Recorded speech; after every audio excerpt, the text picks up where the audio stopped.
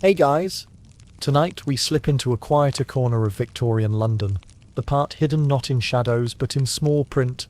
We're stepping into the adoption columns of penny papers, the tidy front rooms over alehouses, and the soft-footed trade that London called baby farming. It's a world of polite receipts, diluted milk, laudanum in brown bottles, and ledgers where numbers carry more weight than names. If you think you could pass through this system in a single night, make one tidy arrangement, close your eyes, and sleep the sleep of someone who's solved a problem. You might be giving yourself more credit than the city would. By the end of our night together, you'll understand why you wouldn't survive one night inside Victorian London's baby farming trade. This isn't a lurid true crime romp, and it isn't the penny press at its noisiest. The reality was slower and strangely administrative rules on scraps of paper, agreements written in looping copperplate, and a hush maintained by cordials and convention. It was a network of rooms that looked respectable enough if you were in a hurry, and a market that thrived because so many people were. We'll move through this landscape in a measured way, gently, like someone tracing a finger along the ridges of a city map. Workhouses and lying-in rooms, pawnbrokers and parcel offices, parlor clocks that tick too loudly, staircases that prefer you not to ask questions. Tonight, we'll follow Ellen Harrow, a 19-year-old seamstress with clever hands and too few coins. Recently let go from service after a concealed pregnancy. She has a baby a few weeks old, a shawl that was once warmer, and an advertisement clipped from a window offering healthy country air and no future trouble. We will walk beside her as she weighs the impossible arithmetic of the night. The cost of a private arrangement versus the parish workhouse, the promise of adoption versus the certainty of being known. Along the way, you'll hear the rhythm of the city, the tread of a beadle's cane on stone, the low creak of an upstairs step, the faint ring of a chemist's bell, and you'll smell the familiar mix of coal smoke, damp wool, and the medicinal sweetness of Godfrey's cordial, that treacle-dark syrup that promised quiet in a bottle. So if you're curious or a little braver than most, hit like and subscribe, but only if you're ready for a slow, immersive history that soothes even as it unsettles. Drop a comment with where you're watching from and what the hour is in your corner of the world. I love sharing these moonlit moments with you. Now, settle in. Let the quiet hum of your surroundings become part of the tale. Take a deep breath, and imagine the fog loosening over the Thames, the penny paper window dimming to grey, and a chapel lamp keeping a quiet, steady watch. Ellen breathes evenly now. The city's many doors are closed, and the one that mattered most stayed open. Dim your lights, exhale your day's worries, and join me as we uncover why one night inside Victorian London's baby farming trade would be your last. The compositor's boy arrives just before the lamp's bloom, cap tilted, fingers inked like soot-dusted sparrows. He slides the brass latch and lifts the little glass door. It gives a polite sigh. A new slip cream paper, crisp edges, type warm from the press, joins the ranks.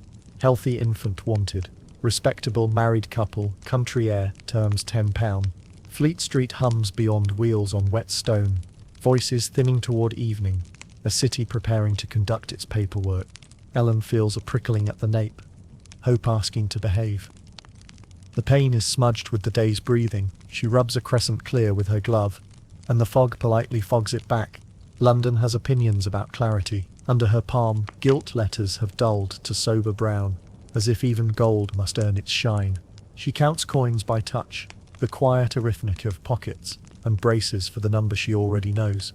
Inside, the stationer's bell gives a discreet ding, and then forgets. Wax and gum arabic lend a sweet note to the air, softened by smoke. Notices for nurses, rooms, situations, and small miracles hang in a sensible grid. Each line offers relief in a sentence, and asks payment in the same. London excels at turning problems into paper, then selling the paper back to you. Imagine yourself reading how the heart underlines only what it can. Omnibuses grumble at the corner, gears nipping like old dogs. A driver clucks to a horse who moves when it wishes. A clerk with a shiny hatband engineers his umbrella past Ellen with more geometry than kindness. The umbrella succeeds. Dusk gathers by method rather than drama, like the boy aligning pins. Somewhere a kettle lifts its first ribbon of steam. A vestry bell counts. The city adds small sounds, until they feel like permanence. At the window, the boy smooths the slip's corners with the touch used for timid birds. He has learned not to prick paper or himself, a useful lesson in life. The glass settles with a professional click. London's favourite sound. Ellen reads again. Respectable married couple. Country air. The phrase wears a neat bonnet and looks you in the eye, promising fields excellent at being fields, and a distance that might be kindness or curtain. Terms £10, the type adds, in the tone of someone noting that rain is expected. £10 is not a fortune in newspapers. It is a fortune in Ellen. Her fingers close on the coins she does have. Small, faithful things that keep her from floating away. She thinks of her boots. They remain boots, though their enthusiasm is waning at the toes. She approves of their perseverance anyway, and borrows some. A thin gust creeps along Fleet Street and tickles the slips. They flutter, but do not fly. The notice promises nothing beyond the grammar of now. A healthy infant wanted. A respectable couple waiting. A sum that outweighs names. Ellen's breath makes a pale cloud and disappears. She studies the neat type until the words are shapes, and the shapes feel like doors. They do not open, they simply exist, which can be persuasive. Behind her, an omnibus rattles forward. Ahead, the stationer trims string with neat, decisive bites. Everywhere, people do small, exact things that keep the city from falling apart. Ellen lets the rhythm steady her. The advert sits on its pins with exemplary posture, a miracle shaped very much like a trap. She turns the thought over as one tests a coin, smooth on one side, scratched on the other, and notices how easily things roll toward doors. The dusk takes another careful step toward night. Inside, the bell gives a modest ding and then pretends it never met you. The air is comfortably papery, starch, dust, a hint of gum arabic, like someone stored a small cloud in a cupboard and labelled it stationery. Shelves present the city's tidier hopes. Penny envelopes, bundled by twine, wafers of sealing wax, blue-black ink in stout bottles, and nibs ranked like silver fish. Women step in, glance down, and master the useful art of admiring a pen display, while not recognizing one another. London is very good at this. It's almost a civic pastime. The clerk is young and careful. His cuffs are spotless. One thumb bears a thin blue halo, a small admission that perfection is charming, but theoretical. He explains in a voice pitched for privacy that replies may be addressed to initials only, and can be dropped at the receiving box near Chancery Lane. No full direction necessary. London, which loves rules, also enjoys exceptions provided they come in a sensible envelope. Initials, he adds, are common, respectable even. A person can be entirely proper while refusing to be found. Ellen chooses a packet of envelopes and tests the paper with her thumb. It gives, slightly firm and friendly, the handshake of a competent sheet. The clerk pours a thread of night blue ink into the inkwell and offers a steel pen with a bright nib. He places a shaker of sand to her right, like a tiny, obedient desert. Steady hand, he says, as if hands respond to compliments. Sometimes they do. At the side counter, a woman requests a dozen stamps in a tone that politely discourages follow-up questions.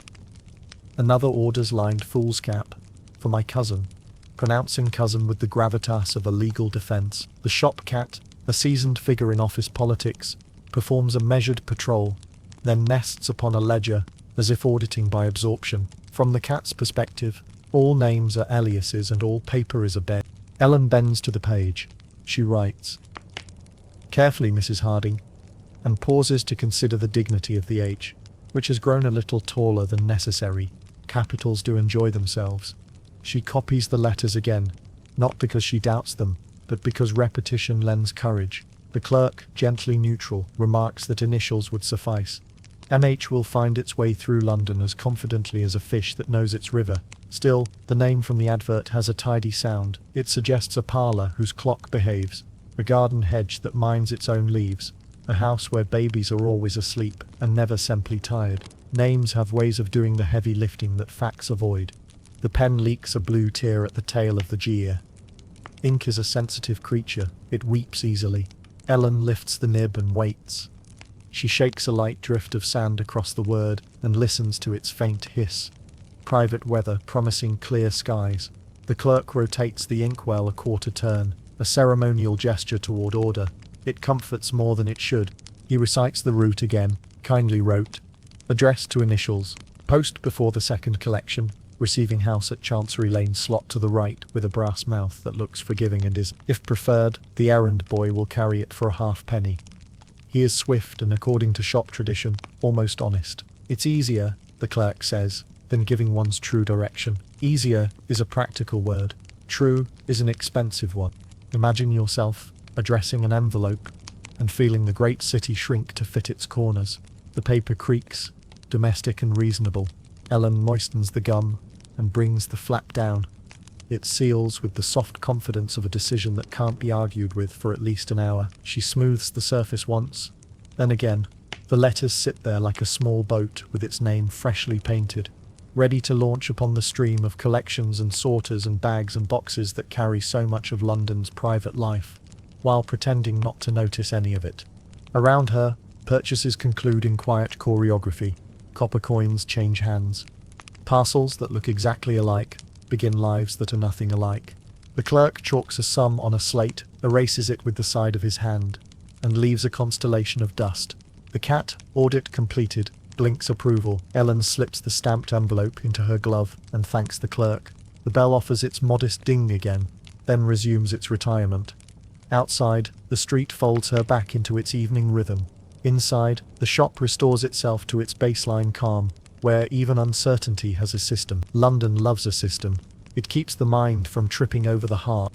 Outside, the evening has settled into its usual arrangement. Lamps lifted, fog deciding which corners to keep. Horses congratulating themselves for getting through another day. The stationer's bell gives one last modest ding and retires. Ellen stands a moment with the sealed envelope warming under her glove, feeling the faint sturdiness of gum and paper, the way a decision feels when it has edges. A thin lad slides into view the way small boats appear from under bridges. Quietly, as if the river has produced him on purpose. His cap sits at an angle that implies negotiation. His jacket is buttoned as far as it can be, and then a bit farther. "Post it for you," he says, tipping a look that has learned to be helpful, without appearing too curious. "Halfpenny. Chancery Lane receiving, quick as you like. Many's done it." The phrase is comfortable. Many's done it. A statistic without numbers. The city's favourite kind. Ellen measures the boy the way you measure a step when the curb is wet. He carries a small leather pouch that has seen several careers. Once a respectable purse, then a very respectable marble bag, now an entrepreneurial satchel. A corner of twine pokes from his pocket. Twine enjoys second careers. She asks about the last collection. He answers promptly, proud to be a timetable with feet. Slot closes at the half-hour miss. Then the runner takes the sack neat to Holborn. "You'll have it in the morning sort, sure as sure." His breath makes a silver puff that the lamplight agrees with. The boy has the air of someone who knows the city's alleys by their smells and its clocks by the backs of them. Ellen pinches the halfpenny from her purse, a loyal, scuffed coin with a tired Britannia, and feels the small reluctance that money always shows when departing. Coins, like cats, pretend to be very attached moments before they leave. She presses the sealed plea into his hand, willing to pay, small trousseau, honest girl, no questions. The paper looks suddenly smaller in his fingers, the way hopes shrink when asked to travel alone. "Right then," he says, tucking the envelope into the pouch with 3 others, each with a careful angle, as if direction could be improved by arrangement. "I'll mind it proper." His fingers are cold but competent. The cold seems to have decided to stay with him for company, and is doing its best to be useful. A lamplighter lingers at the next post, prodding the flame into a cheerful obedience. A constable strolls by with a nod that is mostly hat. The hat does excellent work. Somewhere a costermonger declares the superior character of his apples, to a public that already has opinions about apples. The street composes itself into the rhythm of their lives. Wheels, steps, a kettle beginning to consider a whistle, letters setting out like small, determined travellers. "Chancery Lane?" Ellen asks again, not because she doubts him, but because repeating important words is a way to keep balance. "Chancery Lane," he confirms, as if affirming the existence of a moral universe. Box with the brass mouth. Looks friendly. Isn't. A quick grin warms and vanishes. Grins are not meant to linger in this line of work. He touches his cap brim, a gesture that is part polite, part accounting, and then he has gone in 3 efficient steps, threaded neatly between a porter's barrow and a stack of empty crates that still remember oranges. Imagine yourself watching him go. The envelope, now one more secret the city has agreed to carry without asking questions. The fog folds after him like a page turned carefully so the corner doesn't crease. Ellen stands with the odd lightness that follows handing something over. It is relief-shaped like absence. The night air tastes of damp rope and coal, with a faint sweetness from a confectioner's shop that believes everything can be improved with sugar and is often right.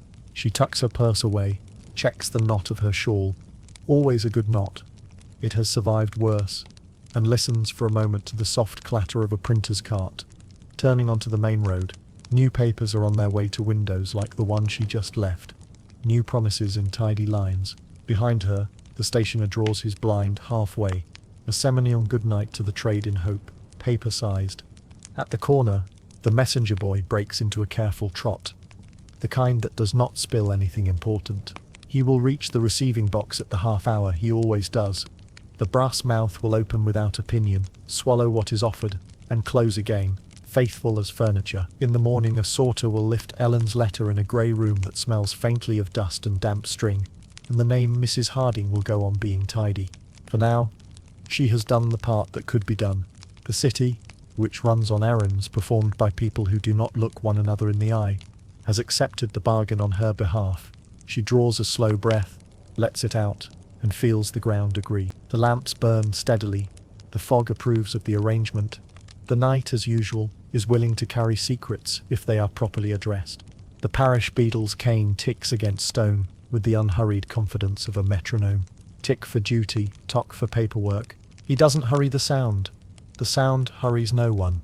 The workhouse gate stands as it was built to stand, square, sensible, a little too certain of itself. On the lintel, the borough's name has softened at the edges, as if time has been running a thumb over each letter while thinking of something else. Ellen pauses at the foot of the steps. The cold has polished the paving to a dull shine, and her reflection, such as it is, looks like a smudge with opinions. From the porter's lodge comes the steady rasp of a boot brush. Somewhere deeper inside, a bell gives a dry little ring, the sound a building makes when it is clearing its throat. The beadle glances her way, the way a person glances at weather, taking note, reserving judgment. His coat is a thesis on buttons. Imagine yourself beside her, looking past the gate into the courtyard where purpose is arranged in rectangles. You can almost feel the air inside, that practical mixture of boiled linen, carbolic, and porridge steam, all politely making room for one another. A washerwoman's bar wrings out a wet sheet with the dignity of a sail. The water drips in slow commas. Further in, the ironwork of a staircase lines up with the windows like a diagram explaining order. Ellen can picture the women's ward without being shown it. Rows of iron beds with clean, determined sheets. Blankets folded with military optimism. A long table set with tin bowls. A stove that radiates exactly enough warmth to be described as warmth. She can hear it too. The tiny orchestra of ordinary afflictions. Spoon against tin, cough stitched to cough. A baby's thin protest scrolled into the air and then tucked back in. The timetable on the wall has opinions about everyone's day. It expresses the hourly time here is domesticated and does not fetch sticks. The beadle's cane ticks again, patient as a clock that knows you'll come back to it. He has that official benignity that belongs to furniture, or to men who keep ledgers for a living, and therefore believe in the future of ink. Relieving officers' hours, he says. Not quite to her, not quite to the gate. The words land like pebbles, small, definite, stacking themselves into a cairn. If she steps through, there will be a receiving room, a bath that will be exactly 1 degree cooler than anyone would choose, and a bundle of workhouse clothing of the correct, discouraging hue. Her own dress and shawl will be recorded, tied with string, and put away as if they were delicate feelings. The ledger will learn her name, and keep it even if she later changes her mind. Ledgers are loyal that way. She knows the rules as people know recipes they have never tried. Separation by sex, infants classed, weighed, watched, mothers set to tasks when strength permits, oakum to tease apart, linen to fold, silence to keep. There is also the matter of the test, the stern assurance that relief should be less comfortable than any other option for the moral health of the nation. The beadle doesn't say this. The stones say it for him, politely. Ellen shifts the baby higher in the crook of her arm. A small, warm weight, astonishing in its certainty. The child breathes a damp, milky breath on her collarbone. The sort of kindness bodies offer one another without needing permission. Ellen looks at the door, at the brass plate that has never once changed its mind, and sees the next hour unfold like a pamphlet. A question or two about parish, a note about the father left blank, the quiet look that means sympathy in theory, and thrift in practice. In this place, acceptance means a kind of safety with corners, food regular, bed available, dignity itemized. A matron crosses the far end of the yard. Keys doing their experience clink, skirts moving with the authority of schedules. Two girls carry a crate between them, with the careful gait of people escorting eggs that have seen better days. Somewhere a child laughs and then stops, as if reminded of the proper use of laughter indoors. The workhouse is not cruel. It has simply optimized itself for order, an admirable quality in cupboards and less so in hearts. Name? The beadle prompts the air. The cane ticks. He is not unkind. He is geography, the place your choices pass through on their way to becoming facts. Ellen's mouth shapes the beginning of an answer, and then closes again, like a door reconsidering its hinge. She steps back a half-inch, almost nothing, and the space feels like a meadow. Even desperation, she thinks, has its pride. It keeps a little room where the floorboards are yours. She thanks the beadle in a voice that is technically sound, adjusts the shawl with a competent tug, and lets the baby's weight decide the direction. The gate remains perfectly itself, generous in its availability. The cane resumes its small doctrine against the stone. Behind her, the street resumes its own doctrine, untidy, improvised, not always just, but breathable. As she moves away, she carries the picture of the ward with her. The iron beds, aligned like sentences, the steam of porridge writing morning into the air. The ledger, turning a fresh page with brisk affection. It is good to know such places exist. It is better, if you can manage it, to let the knowledge be enough for one more hour. The court of Drury Lane is narrow enough to fold, with laundry lines sketching brave diagonals between windows that never quite agree about closing. A sign no bigger than a playing card hangs at shoulder height, just the word nurse in tidy hand, as if help should arrive quietly, and leave the same way.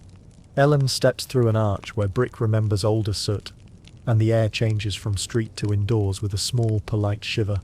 A midwife's assistant meets her, apron fastened, sleeves rolled, hair pinned with an optimism that has seen things. She moves in a way that suggests she knows where every object is, because she put it there herself recently. Back room, she's gentle as a folded towel, and leads Ellen down a passage that smells of boiled linen, peppermint tea, and the faint, resigned sweetness of carbolic. The floorboards contribute their familiar creak, more commentary than complaint. The room is narrow and practical. A bed stands close to the wall with the posture of a good chair, asked to do extra duty. Its coverlet is clean and well argued with by a mender's needle. The pattern doesn't match, but it has a coherent philosophy. Beside it, a chipped enamel bowl waits on a three-legged stand, the chip revealing a crescent of iron, as if the bowl once considered being brave and then decided to be useful instead. By the window, a small table holds a tin mug, a folded flannel, and a coil of soft bandage like a little sleeping cloud. Women come here to get through, the assistant explains, keeping her voice near human temperature. Not to be transformed or made a spectacle, simply to get through, which is the city's favourite miracle. She gestures to a peg for shawls, to a stool that will hold a teapot if not opinions, and to a screen with a painted spray of roses that have collectively chosen dignity over accuracy. Somewhere deeper in the house, a kettle thinks about boiling. It has reached the part of the thought with conviction. On a shelf rests a small brown bottle with a torn label.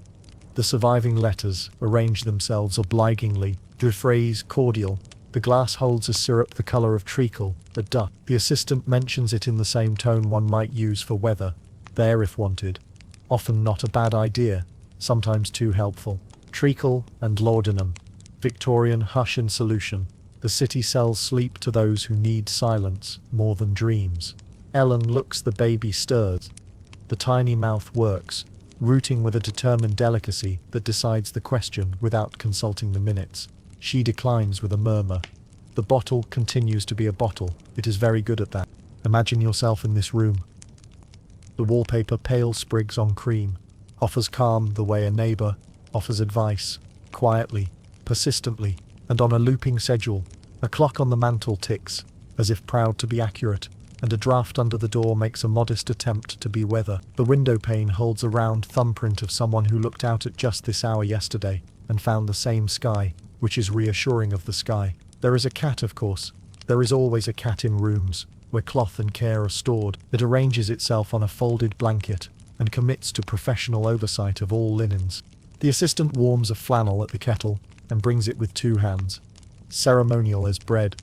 She says things like, "You're doing well," and "breathe," not to command breathing, but to remind the air of its responsibilities.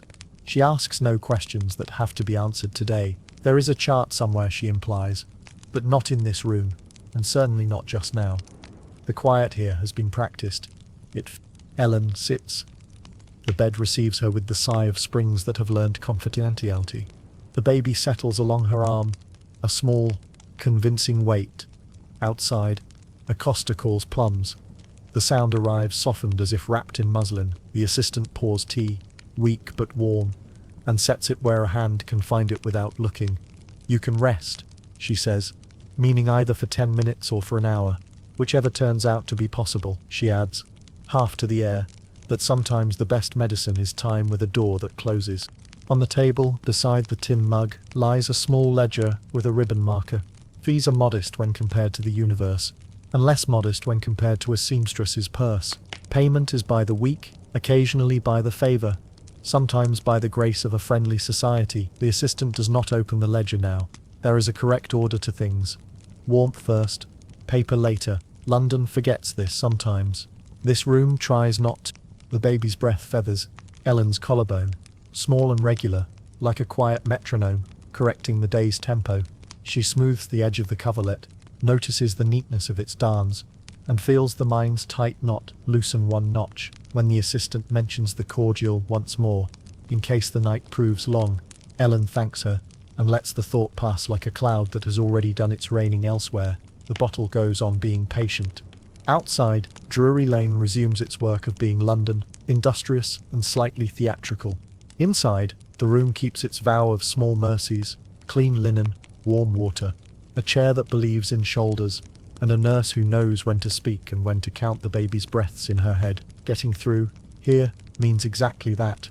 1 minute, then another, the rhythm of their lives rethreaded with simple things. The door holds the line against the street. The kettle finally agrees to boil, and for the length of a cup of tea, the world remembers how to be kind.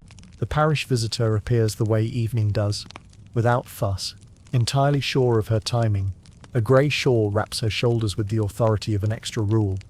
Its fringe has survived many winters, and intends to survive several more. She smells faintly of starch and church stone after rain, with a shy suggestion of lavender that insists on optimism. Her boots are practical, the sort that consider puddles an equal negotiating partner. In her gloved hand a small stack of handbills waits like birds ready to be released exactly where they are most needed, and least convenient. From the Mothers' Society, she says, and the words carry their own furniture. A long table, cooling tea, earnest minutes taken by someone who doted on commas. Her voice is warm in the middle, brisk at the edges. The paper she presses into Ellen's palm lists cheap, wet nurse arrangements, moral counsel, and aid in cases of distress, carefully alphabetized help that might prefer to arrive during office hours. The night, which is half spent and counting, glances up and resumes being night. The handbill is tidy. It believes in itself. Small black letters propose a route through difficulty, with the confidence of a hymn set in a comfortable key. There are meeting times on Wednesdays, as if sorrow could be persuaded to keep a schedule. There is a mention of tickets for soup, issued upon the vicar's signature, and baby linen available to those recommended. Recommendations are the city's favourite currency. They buy you the right to stand at the correct door. Ellen reads the lines twice, then again the way you read a recipe when you have 2 of the required ingredients, and an attitude toward the third. The visitor's kindness is not a performance. It has scuffed places where it leaned on things. She asks softly where Ellen sleeps, whether the baby feeds well, whether there is family in reach.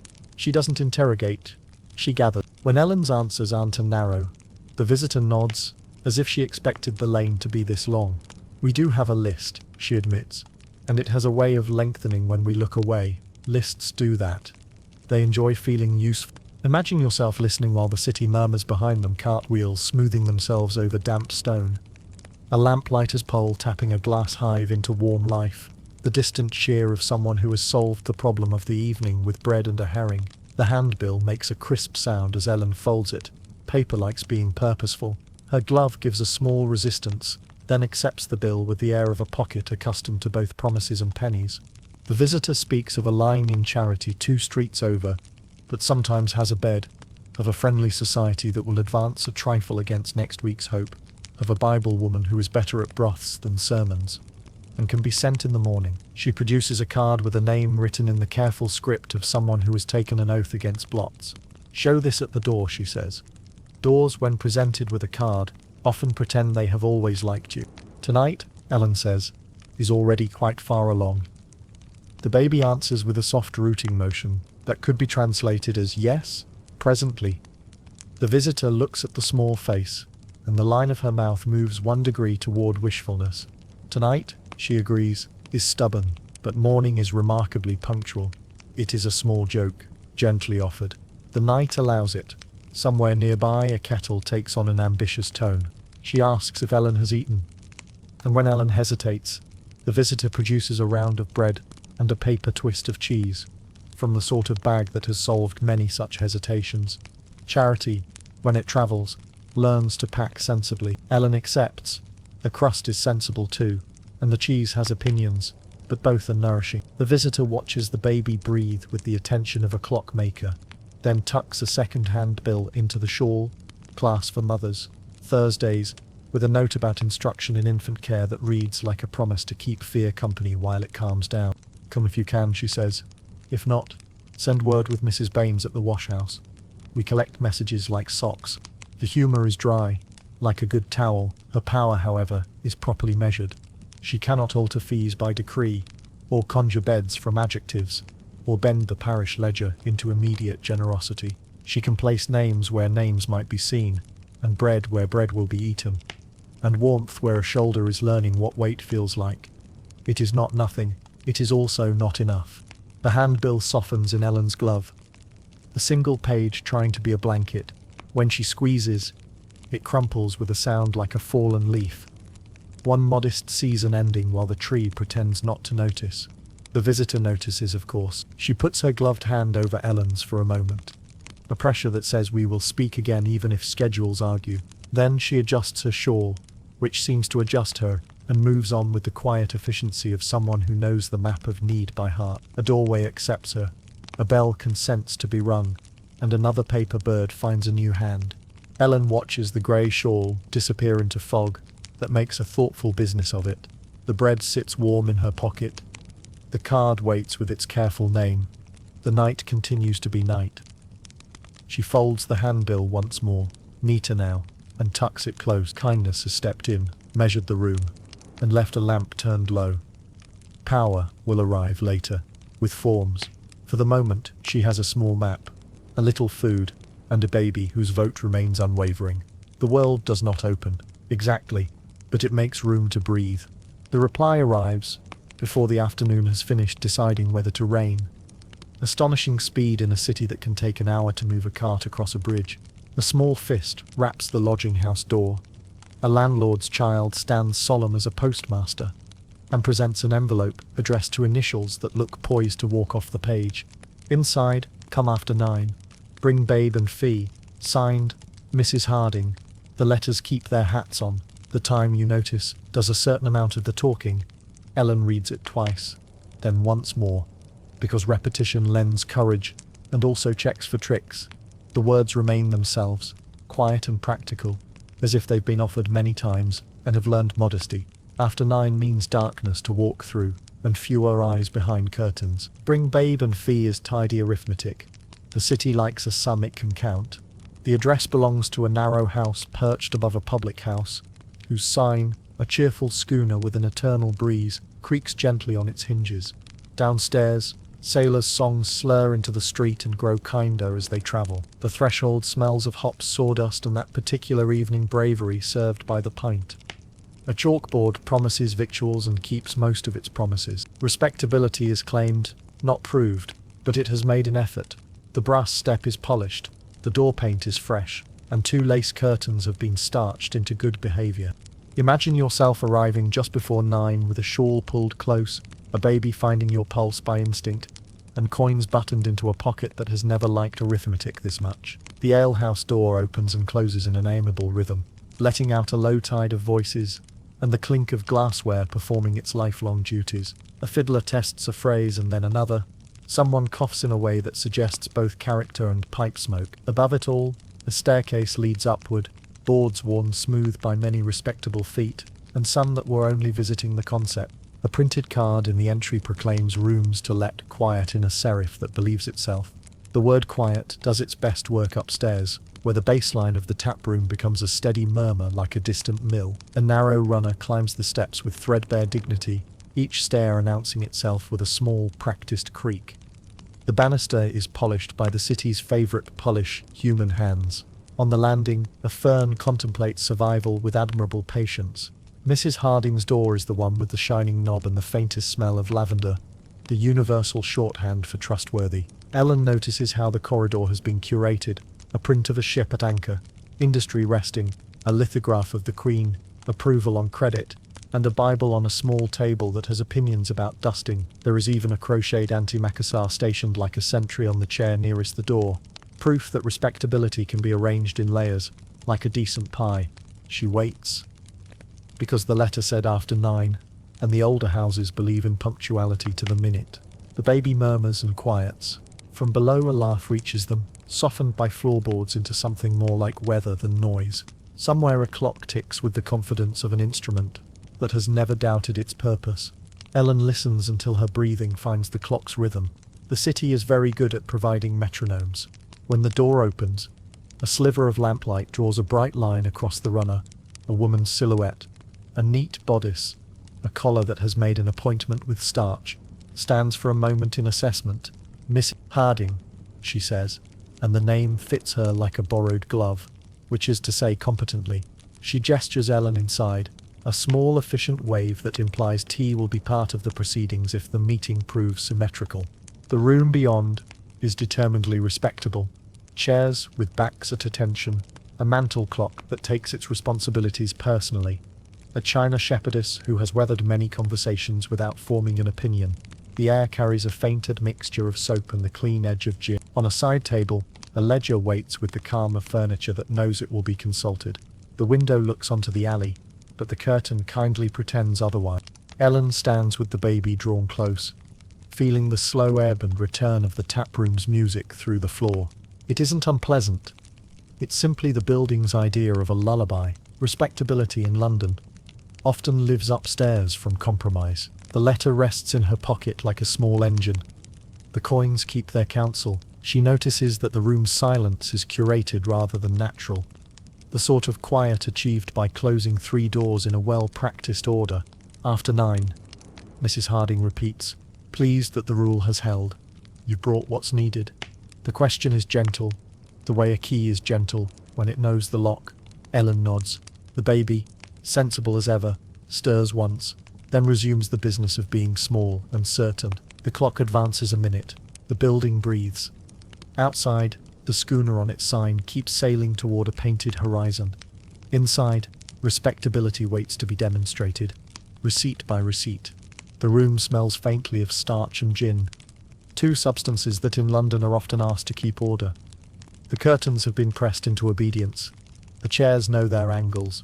The mantel clock congratulates itself every minute for being correct. On the side table, a lamp gives off a steady, agreeable glow, as if it has a letter of recommendation. The woman in the neat black dress moves with the assurance of someone who has organized many evenings. She draws open a drawer that slides as smoothly as a good sentence and takes out a printed form. The word adoption arches across the top in looping copperplate, the sort of handwriting that believes flourishes are a form of moral hygiene. Sit here, dear, she says, indicating the chair that faces the table and the future. Her voice is smooth as cream, practiced to a pleasant temperature. The pen she lifts has a bright nib, a tiny spear of certainty. She arranges the papers with tidy little taps, as if coaxing them to hum in tune. Somewhere below, the tap room offers its patient baseline. Up here, agreements will be made in a key suitable for parlours. Imagine yourself looking down at the paper. The columns are neatly labelled child, mother, son, remarks. There is a line for receipt given, and another for no further claims. The clauses are courteous and absolute, like a host who always remembers to offer tea, and never forgets to bolt the door, she explains softly, almost as if narrating a comforting recipe. Payment upon receipt. Thereafter, no obligation, no visits, no future claims. You'll never be troubled again, she adds, a phrase polished by repetition until it shines. The word never arrives like a bell with a clear tone and a very long echo. Ellen swallows. The throat does not always consult the heart before deciding on tightness. The baby sleeps in her shawl, with the thoroughness of someone who has sensible priorities. The pen waits above the first line with civilized patience. Pens in respectable rooms have good manners. The woman points to where initials will do. Initials are very helpful in matters of delicacy. It spares everyone, she says, as if mercy and ink are old friends. On the mantel, the clock advances once. The sound of an approval. The air carries a polite whisper of lavender. A suggestion that this arrangement has been attended by all the right fragrances. The woman's black dress is not merely neat. It is the sort of neatness that intends to convert you. She speaks of country air, and quiet, and people of means, who know the proper value of privacy. There will be a nurse, there will be a garden, there will be a cradle, with a quilt that has never had to apologize. Her smile is professional, encouraging, never intimate, like a good umbrella. The form includes a printed phrase, no future correspondence desired. So carefully worded it almost sounds considerate. A space below it invites a signature, the way a teapot invites hot water. Victorian paper, you'll notice, has a genius for sounding benevolent while performing a different task entirely. The pen takes a small breath, and the woman nods in a rhythm that suggests many arrangements completed, many evenings tidied. Payment upon receipt, she repeats with kind firmness, sliding a smaller slip forward. The receipt itself, already half filled, the date waiting to become today. Receipts in this city are soothing. They suggest that everything difficult can be domesticated by being written down. She taps the sum with a nail that has admired a buffer. The number is not unkind, merely indifferent. Indifference can be the colder of the two. Ellen asks about letters. The woman's answer is gentle and exact. Letters are unhelpful to the child's settlement. Severance is best practice.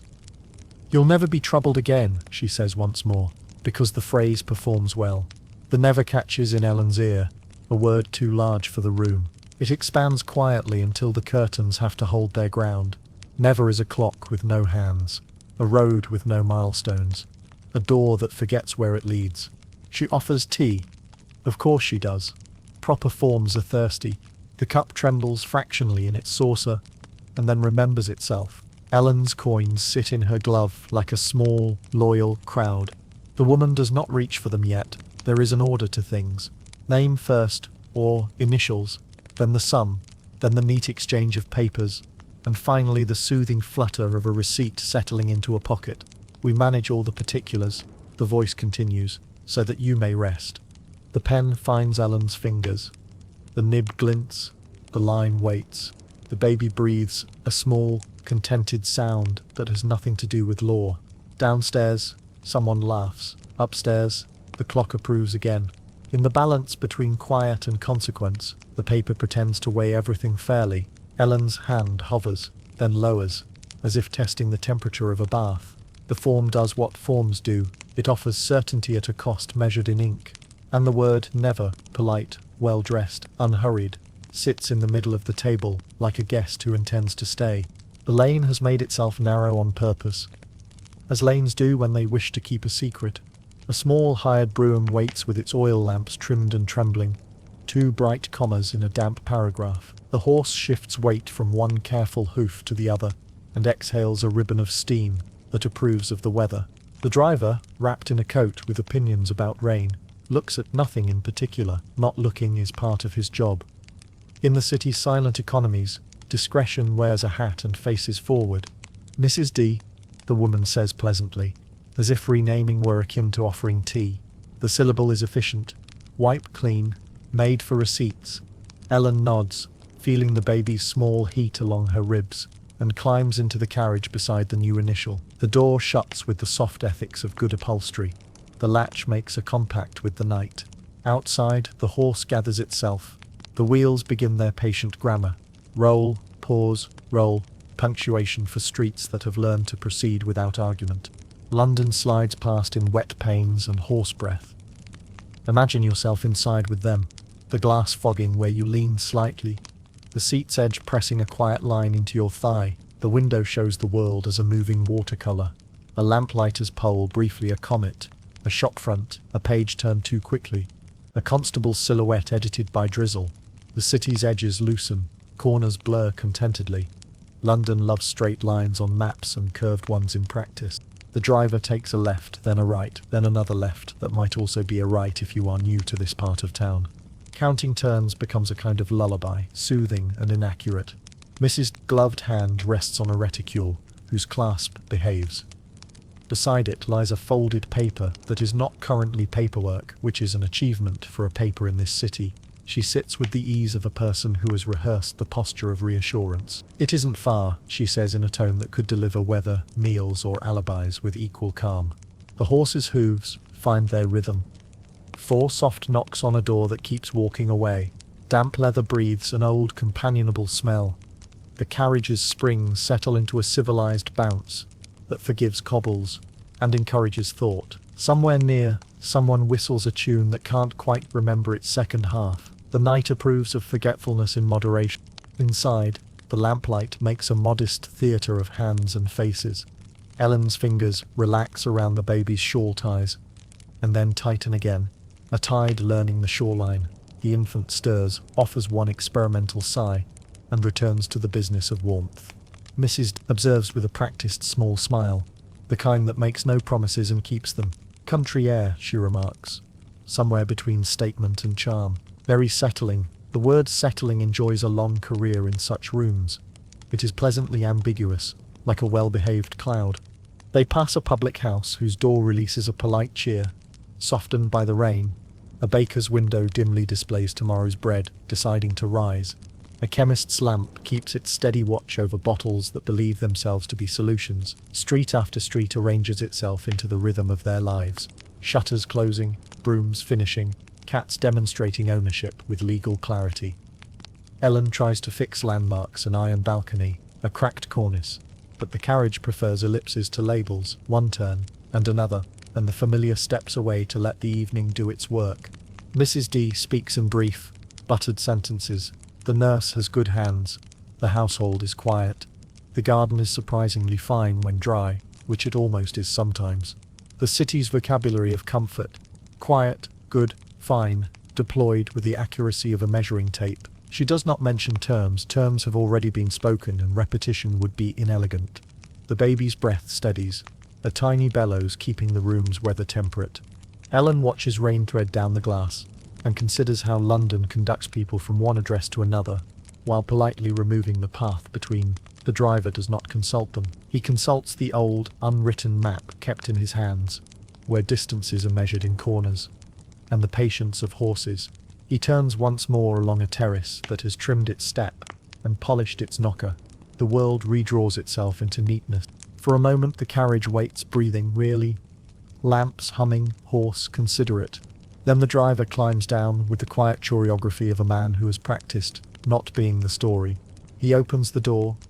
Cool air enters like a sentence concluding itself. Mrs. D nods to the darkness as if it were a footman, gathers the reticule, and steps onto the slick stone with shoes designed to believe their footing. Ellen follows. The shawl a small harbour. Behind them, the brougham centres its wheels, content to have conveyed rather than witnessed. The lane accepts them. Somewhere a curtain adjusts its view. The house ahead wears starched curtains and a brass plate that catches even this modest light. Respectability presents itself like a calling card. The driver returns to his seat. The lamps waver once, as if bowing, then horse and carriage withdraw, absorbed by the fog as neatly as a letter by a slot. The street keeps their secret. The familiar is elsewhere now, and the night, which has been very patient, begins the next paragraph. Curtains lift just enough to practice vigilance, and then remember modesty. They are a shade too white, as though cleanliness here must be asserted in an outdoor voice. Their starch announces itself in a crisp line, where fabric meets sill, a frontier patrolled by the person who irons. On the sill itself, a ring where a pot once stood has been buffed to plausible deniability. The scent that escapes the door's edges is tidy too. Soap first, then a more medicinal note that has nothing to do with roses. Carbolic tries to be reassuring. It often overachieves. The house they've come to is not grand, but it has made an effort that borders on persuasive. The front step is freshly sanded, pale as a new bandage. The grains are lined like well-behaved soldiers.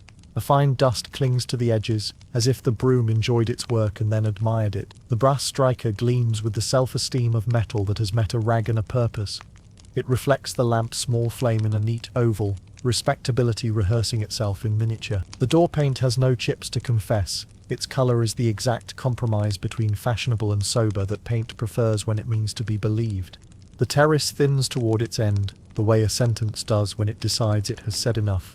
Street lamps stand farther apart here, so the dark can have some conversation. The hired brougham, having delivered its passengers with dignified discretion, recedes into the fog until it is more principal than vehicle. In the pause that follows you can hear small things promoting themselves. The click of a latch somewhere, the sigh of a coal fire settling, the soft drip from a gutter that refuses to pick a side between sky and street. Imagine yourself at the step, studying the scrubbed grain. Your eye begins to notice the extras. The knocker burnished a little harder around the part a gloved hand would touch. The boot scraper brushed so thoroughly it has become almost theoretical. The tiny wedge of folded paper keeping the door from sticking where paint met damp. A faded holly wreath wire lies tucked behind the downpipe, hoping no one will ask how long it has been there. Respectability accumulates objects the way lint accumulates in corners, quietly, with conviction. A neighbour's window clicks shut at the carriage's stop, not rudely, more like a book closed at the end of a paragraph. Privacy on this terrace is a chorus sung by many throats, all on key. Someone nudges a mop bucket back behind a door. Someone else finds a reason to wind a clock. The lane subtracts onlookers the way a tailor removes basting stitches, quietly, leaving the seam intact. Even the cat that had been negotiating with the fence posts for ownership rights chooses to be elsewhere. Cats are expert in the law of not having seen. The street lamp 2 doors down teams up with the polished striker to provide a sort of borrowed brilliance. It catches the brass numbers and persuades them to be legible. Above, the fanlight holds a wavery oval of glass that has seen a number of evenings try to be agreeable and has let most of them. Through it, the faintest shadow passes. A person crossing a hall with a tray, perhaps, or a clock deciding to be punctual out loud. The shadow is correct but not informative, which is this address's preferred style. From farther along the terrace comes the soft thud of a rug beaten against a rail, late for cleaning, early for regret. The sound carries its own weather, a puff of dust that the fog accepts without complaint. Somewhere a tin pail sets down on stone with a ring that feels very certain of itself. The edges of the neighbourhood continue to perform normalcy with energy, as though normalcy might notice and grant favours. London is generous with favour when it costs nothing.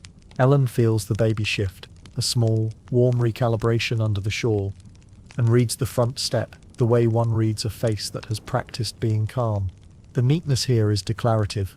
It says, "We are careful, we are clean, we are watched." It does not say by whom. The door bears a modest card in the lower pane. Rooms written in a hand that underlines its own restraint. The underline is straight as a ruler would wish, and slightly heavier than truth requires. There is a temptation, with such a step, to trust the distance between effort and intent. Sanded boards, polished brass, whitening powder, worked into the grain. These are a language, and the sentences are grammatical. Still, the grammar has been applied rather than born. It sits on the surface like a compliment that hopes to be accepted. If you look closely, and you are allowed, there are places the brush missed. Thin crescents at the jambs, a faint tide line where rain carries old city onto new wood. Cleanliness here is not a state. It is an activity. It must be redone tomorrow. A draft lifts, cool and orderly. The street lamp hums in its small metallic way. A clock inside strikes the quarter with a tidy conscience. The house holds its breath. Then, from the lane's cooperative silence, the driver clears his throat in the universal dialect of readiness. The step, immaculate as a claim, waits for feet that will try their best not to leave marks. The hand goes to the polished metal, briefly a mirror, then a knocker. The sound it makes is perfectly judged. It belongs here. So does the pause that follows. The door opens inward with the manners of a practiced servant, and the house ushers them into a hallway the colour of oatmeal and decisions. At once a woman with red hands and an apron arrives. Not rushed, exactly, but timed, like a kettle that knows when to begin. Her palms are chapped into small continents. The apron has been boiled into obedience. She takes the baby first, with the competence of someone who can weigh an infant by the angle of her wrist. Nay, she asks, not looking at Ellen. Fear. The words fall into place, with the efficiency of pegs in a rack. Her eyes flick toward a desk in the corner, where smaller hands, perhaps a daughter, copy names into a ruled book with a pen that scratches like a cautious mouse. The girl's tongue touches the corner of her lip when she makes a capital. Capitals enjoy attention.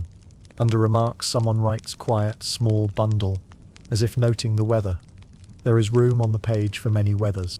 Name, the woman repeats, softer this time, as if the sound might jostle the child who now lies in the crook of her elbow.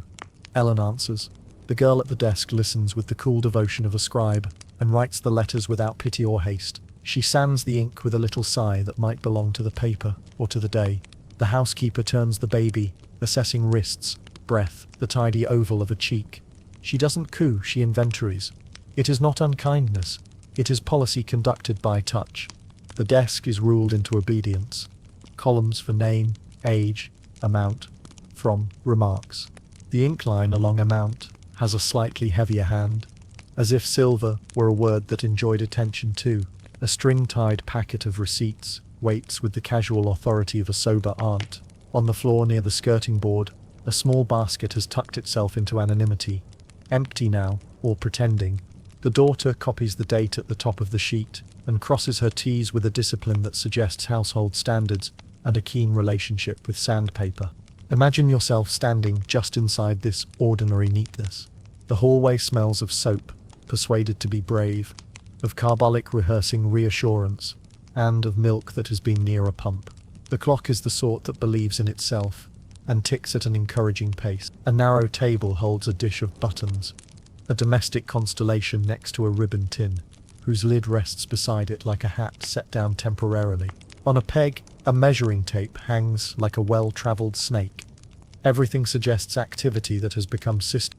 A kettle in the back makes a thoughtful noise. Somewhere, a door closes itself with conviction. From a farther room comes the soft, rhythmic clink of bottles chiming against one another, like polite glass conversation. The housekeeper asks, nursed, and when Ellen nods, she marks a discreet check in the corner of the page, as if to keep a promise with the future. The girl adds a second note. Arrived after 9. Rules are calmer when written down. Fee, the woman says. Not unkindly, simply aligning one column with another. Ellen produces coins that have memorized her purse. The housekeeper's glance weighs them, accepts them, and relocates them into a small drawer where coins go to become arithmetic. She writes the sum in a column that has already learned the month's character. Receipt, the daughter murmurs, as if the word had rung a bell in her head. She tears a slip from a pad with straight edges, which is an art. On the mantel, a china shepherdess looks on without contributing. The air feels held, but not tense, like a breath before a stitch. In the scullery doorway, a second girl passes carrying a jug, whose pale contents show a faint blue at the lip where water has made its case. The housekeeper does not look up. The jug has been introduced before. Wet nurse out, she remarks to the ledger, which is the same as remarking to everyone present. Children settle. The ledger seems to agree. Ledgers often do. Ellen watches the baby's face, the small seriousness of sleep that borrows her own heartbeat for a metronome. The housekeeper tilts the child toward the light and nods. An official gesture, like stamping a passport. Healthy, she says, and the word lands with a soft, bureaucratic comfort. The daughter writes healthy in a hand that dignifies adjectives. Under remarks she adds a final note. Ribbon on bonnet. Pink. Details are the kind of kindness this place understands. A draft slips along the floor in a tidy line and departs through the back, satisfied with its inspection. The housekeeper returns the baby to Ellen for a last practical kiss. Then, with the same steadiness, takes the little body back and turns toward the passage. This way, she says, almost gently, as one might to a parcel that must travel now. The girl blots the ledger, closes it with the gravity of ceremony, and lays the receipt on the table, where Ellen's hand will find it. Receipts here are lullabies for grown-ups. In another house, a neighbour might ask after the weather. In this one, the weather is written down. Quiet, small bundle. The hallway returns to its baseline. Clock, soap, paper, the crisp whisper of starch keeping its promises. The inventory is complete for the moment. Names have become entries, coins have become figures. A child has become a fact in a ruled book that never forgets and never remembers the way people do. The house takes a breath, one more arrival tucked into its system, and then continues, practiced and composed, as if mercy could be achieved by regular hours. The parlor receives Ellen with the restrained cordiality of a room that has entertained many formalities and very few emotions. The door closes with a tactful click, and the housekeeper's footsteps retreat along the passage with the efficiency of someone who has never once wasted a step. The air is a tidy blend of soap, faint gin, and the dusty sweetness of flowers that exist only in wallpaper. Somewhere close, a clock rehearses its importance at a volume that suggests promotion. The sofa looks respectable from a distance, and opinionated up close. Its thin cloth, striped to imply prosperity, fails to keep the horsehair from advertising itself through small, assertive prickles. Ellen sits anyway, the way one sits on obligations, carefully, with a mind to the exit. The cushion accepts her and then reconsiders, shifting its support like a friend who means well but has other engagements. Her shawl gathers the scratch and keeps most of it, which is a kindness shawls often perform without being asked. On the mantel, a china shepherdess maintains her composure. She has survived dustings, rearrangements, and conversations that would have tried a sturdier temperament. Her crook is intact. Her flock is theoretical. Next to her, a clock with a Roman numeral face lifts its hands with punctual enthusiasm. Each tick is slightly too proud of itself, as though hoping to be noticed by the next room. The ribbon tin sits between them, round, plain, serviceable, its lid set a little askew, revealing a coil of white header tape, curled like a small sleeping creature. A pin glints near the rim, a bright, domestic tooth. The housekeeper gestures to a chair whose seat has learned patience and says, "They settle," in the tone of a weather report. They always settle. The sentence is modest and complete, the sort of assurance that has been field-tested and laminated. She adjusts the ribbon tin with 2 fingers, habit, not necessity, then leaves Ellen to the room's curated quiet. Imagine yourself in Ellen's place. The sofa's texture mapping itself through thin fabric, the faint tickle of horsehair like distant nettles, the smell of old polish waking when the lamp warms the wood, the wallpaper flowers, lank lilies and optimistic roses, repeat themselves with the stamina of a hymn. A small rug, confident beyond its size, holds its square of order in front of the hearth. The grate is polished to a sermon and contains no fire, which is a very clean sort of warmth. Through the door to the back, a cry rises, sharp as a pinprick, then dims as if wrapped in wool.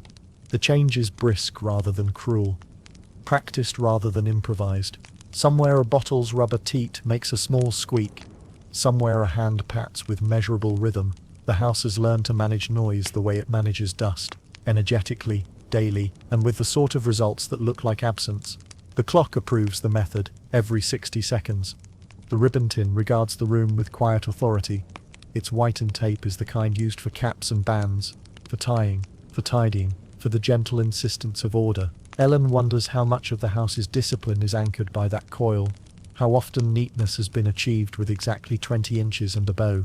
The lid bears a thumb-shaped shine at the place where lids like to be lifted. Someone has opened it often enough to make the gesture part of the furniture. On the small table beside the sofa, a stack of periodicals offers improvement. The Family Friend, an almanac with weather that did what it was told last year, and a catalogue suggesting purchases that have never yet taken place.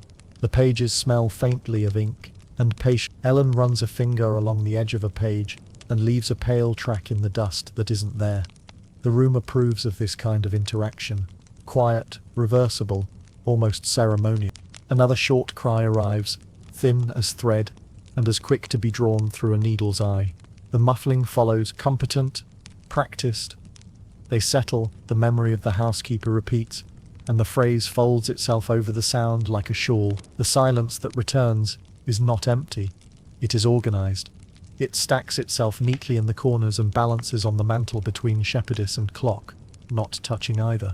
Ellen adjusts her seat, trying to find the place where the sofa is least convinced of its own texture. The baby's warmth is gone to the back of the house. Its absence presses a hollow into the air that the clock tries valiantly to fill. She studies the shepherdess and thinks of fields she has never walked, where quiet comes from distance rather than design. The idea is restful and slightly theoretical, like the shepherdess herself. The ribbon tin's lid settles a fraction under its own weight, making a sound small as a coin. Choosing a pocket, the clock counts the moment and files it. Somewhere a door closes with a professionalism that suggests long practice in closing. The quiet room keeps its promise. It is calm, it is clean, and it is ready to absorb what must be absorbed. They settle, the house has said. They always settle, and the room, obedient to the phrase, goes on demonstrating how. The draft tests the edge of the door and gives up, satisfied by good carpentry. The room resumes its baseline. Tick, faint scent of soap, a sense of being watched by objects that have mastered discretion. Ellen's hands, deprived of their ordinary work, pluck the corner fringe of her shawl and then smooth it, as if tidying could pass through cloth into circumstances. In the passage, steps move with purpose. A latch engages. The soft chime of glass touches glass. Time puts on its slippers. They do with less, the helper mutters. She says it as people say nearly there to horses and children, more encouragement than fact. Her sleeves are rolled, her knuckles flourish a geography of small red peninsulas. She measures by habit.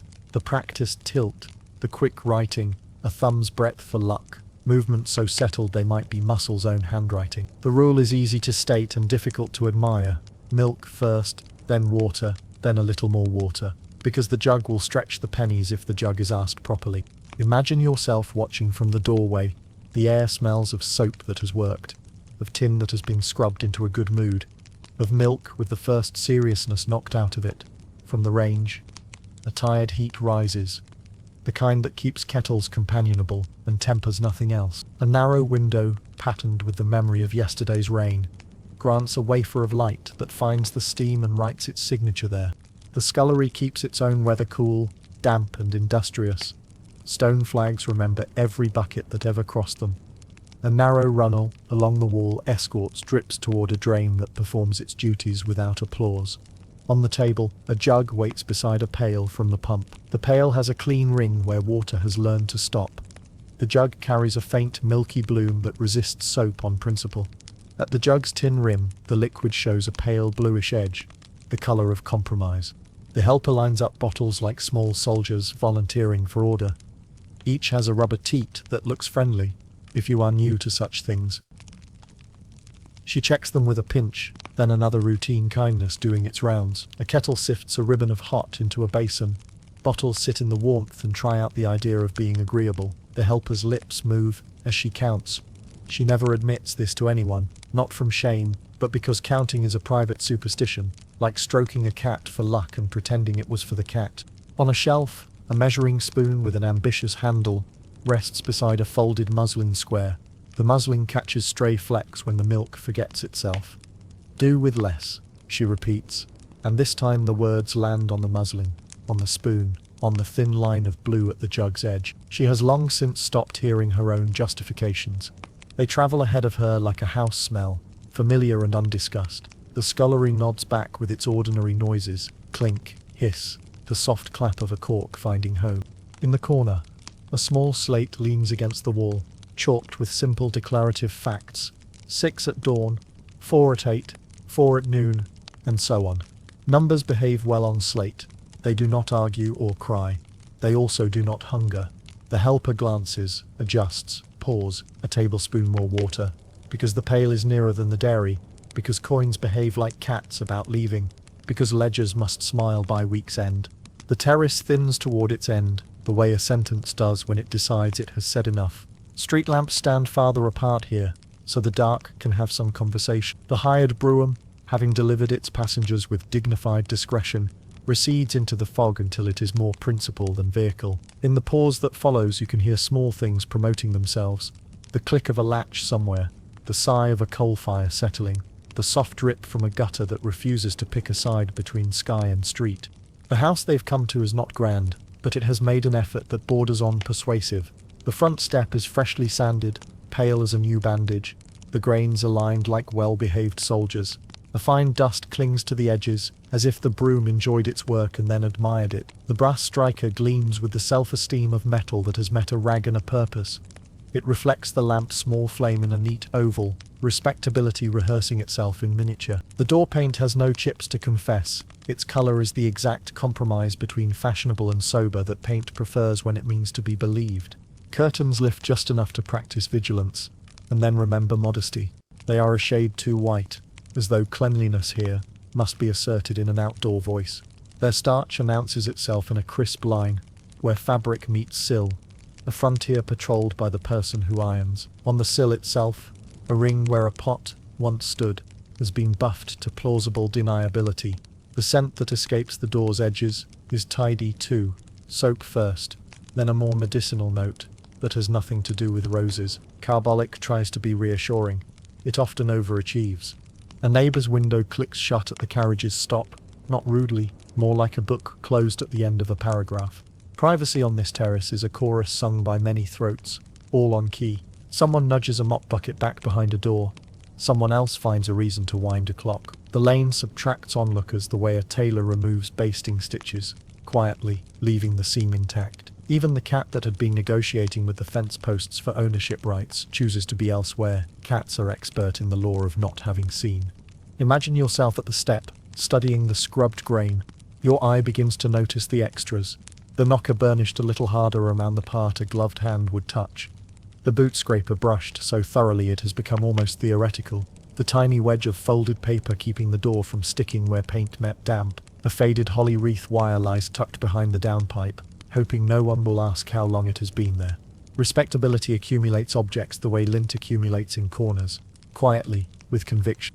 The street lamp 2 doors down teams up with the polished striker to provide a sort of borrowed brilliance. It catches the brass numbers and persuades them to be legible. Above, the fanlight holds a wavery oval of glass that has seen a number of evenings try to be agreeable and has let most of them. Through it, the faintest shadow passes.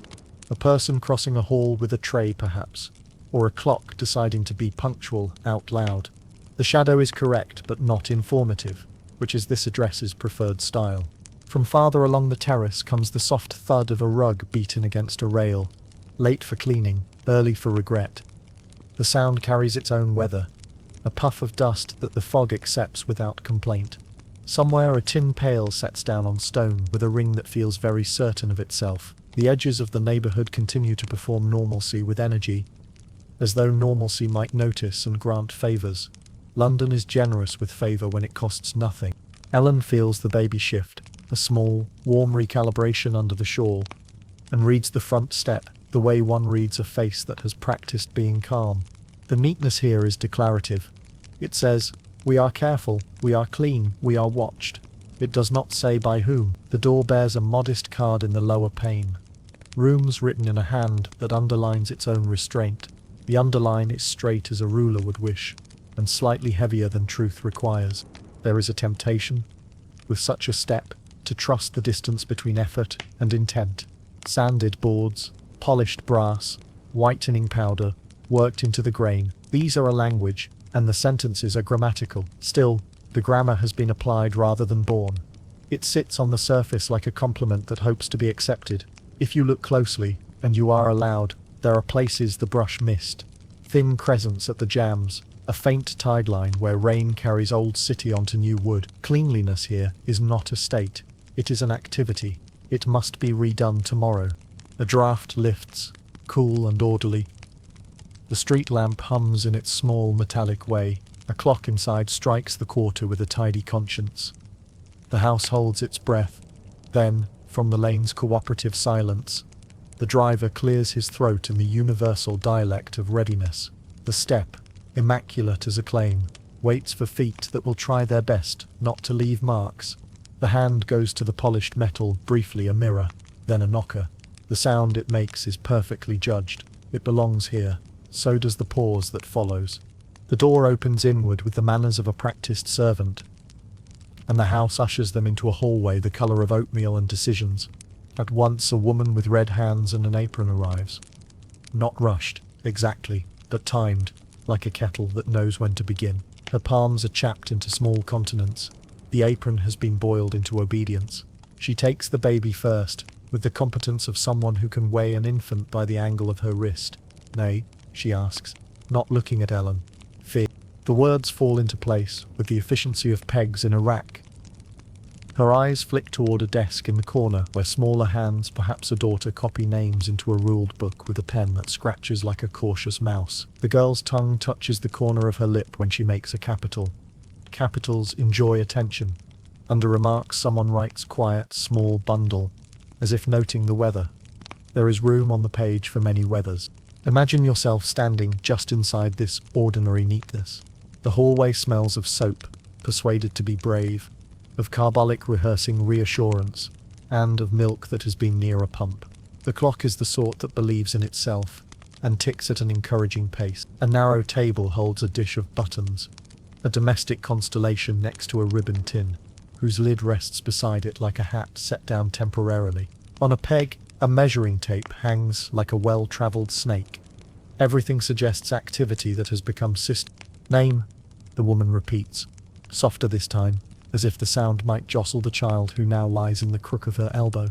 Ellen answers. The girl at the desk listens with the cool devotion of a scribe, and writes the letters without pity or haste. She sands the ink with a little sigh that might belong to the paper, or to the day. The housekeeper turns the baby, assessing wrists, breath, the tidy oval of a cheek. She doesn't coo, she inventories. It is not unkindness. It is policy conducted by touch. The desk is ruled into obedience. Columns for name, age, amount, from, remarks. The ink line along amount has a slightly heavier hand, as if silver were a word that enjoyed attention too. A string-tied packet of receipts waits with the casual authority of a sober aunt. On the floor near the skirting board, a small basket has tucked itself into anonymity. Empty now, or pretending. The daughter copies the date at the top of the sheet, and crosses her T's with a discipline that suggests household standards and a keen relationship with sandpaper. A kettle in the back makes a thoughtful noise. Somewhere, a door closes itself with conviction. From a farther room comes the soft, rhythmic clink of bottles chiming against one another, like polite glass conversation. The housekeeper asks, "Nursed?" and when Ellen nods, she marks a discreet check in the corner of the page, as if to keep a promise with the future. The girl adds a second note. Arrived after 9. Rules are calmer when written down. Fee, the woman says. Not unkindly, simply aligning one column with another, Ellen produces coins that have memorized her purse. The housekeeper's glance weighs them, accepts them, and relocates them into a small drawer where coins go to become arithmetic. She writes the sum in a column that has already learned the month's character. Receipt, the daughter murmurs, as if the word had rung a bell in her head. She tears a slip from a pad with straight edges, which is an art. On the mantel, a china shepherdess looks on without contributing. The air feels held, but not tense, like a breath before a stitch. In the scullery doorway, a second girl passes carrying a jug, whose pale contents show a faint blue at the lip where water has made its case. The housekeeper does not look up. The jug has been introduced before. Wet nurse out, she remarks to the ledger, which is the same as remarking to everyone present. Children settle. The ledger seems to agree. Ledgers often do. Ellen watches the baby's face, the small seriousness of sleep that borrows her own heartbeat for a metronome. The housekeeper tilts the child toward the light and nods. An official gesture, like stamping a passport. Healthy, she says, and the word lands with a soft, bureaucratic comfort. The daughter writes healthy in a hand that dignifies adjectives. Under remarks she adds a final note. Ribbon on bonnet. Pink. Details are the kind of kindness this place understands. A draft slips along the floor in a tidy line and departs through the back, satisfied with its inspection. The housekeeper returns the baby to Ellen for a last practical kiss. Then, with the same steadiness, takes the little body back and turns toward the passage. This way, she says, almost gently, as one might to a parcel that must travel now. The girl blots the ledger, closes it with the gravity of ceremony, and lays the receipt on the table, where Ellen's hand will find it. Receipts here are lullabies for grown-ups. In another house, a neighbour might ask after the weather. In this one, the weather is written down. Quiet, small bundle. The hallway returns to its baseline. Clock, soap, paper, the crisp whisper of starch, keeping its promises. The inventory is complete for the moment. Names have become entries, coins have become figures. A child has become a fact in a ruled book that never forgets and never remembers the way people do. The house takes a breath, one more arrival tucked into its system, and then continues, practiced and composed, as if mercy could be achieved by regular hours. The parlor receives Ellen with the restrained cordiality of a room that has entertained many formalities and very few emotions. The door closes with a tactful click, and the housekeeper's footsteps retreat along the passage with the efficiency of someone who has never once wasted a step. The air is a tidy blend of soap, faint gin, and the dusty sweetness of flowers that exist only in wallpaper. Somewhere close, a clock rehearses its importance at a volume that suggests promotion. The sofa looks respectable from a distance, and opinionated up close. Its thin cloth, striped to imply prosperity, fails to keep the horsehair from advertising itself through small, assertive prickles. Ellen sits anyway, the way one sits on obligations, carefully, with a mind to the exit. The cushion accepts her and then reconsiders, shifting its support like a friend who means well but has other engagements. Her shawl gathers the scratch and keeps most of it, which is a kindness shawls often perform without being asked. On the mantel, a china shepherdess maintains her composure. She has survived dustings, rearrangements, and conversations that would have tried a sturdier temperament. Her crook is intact.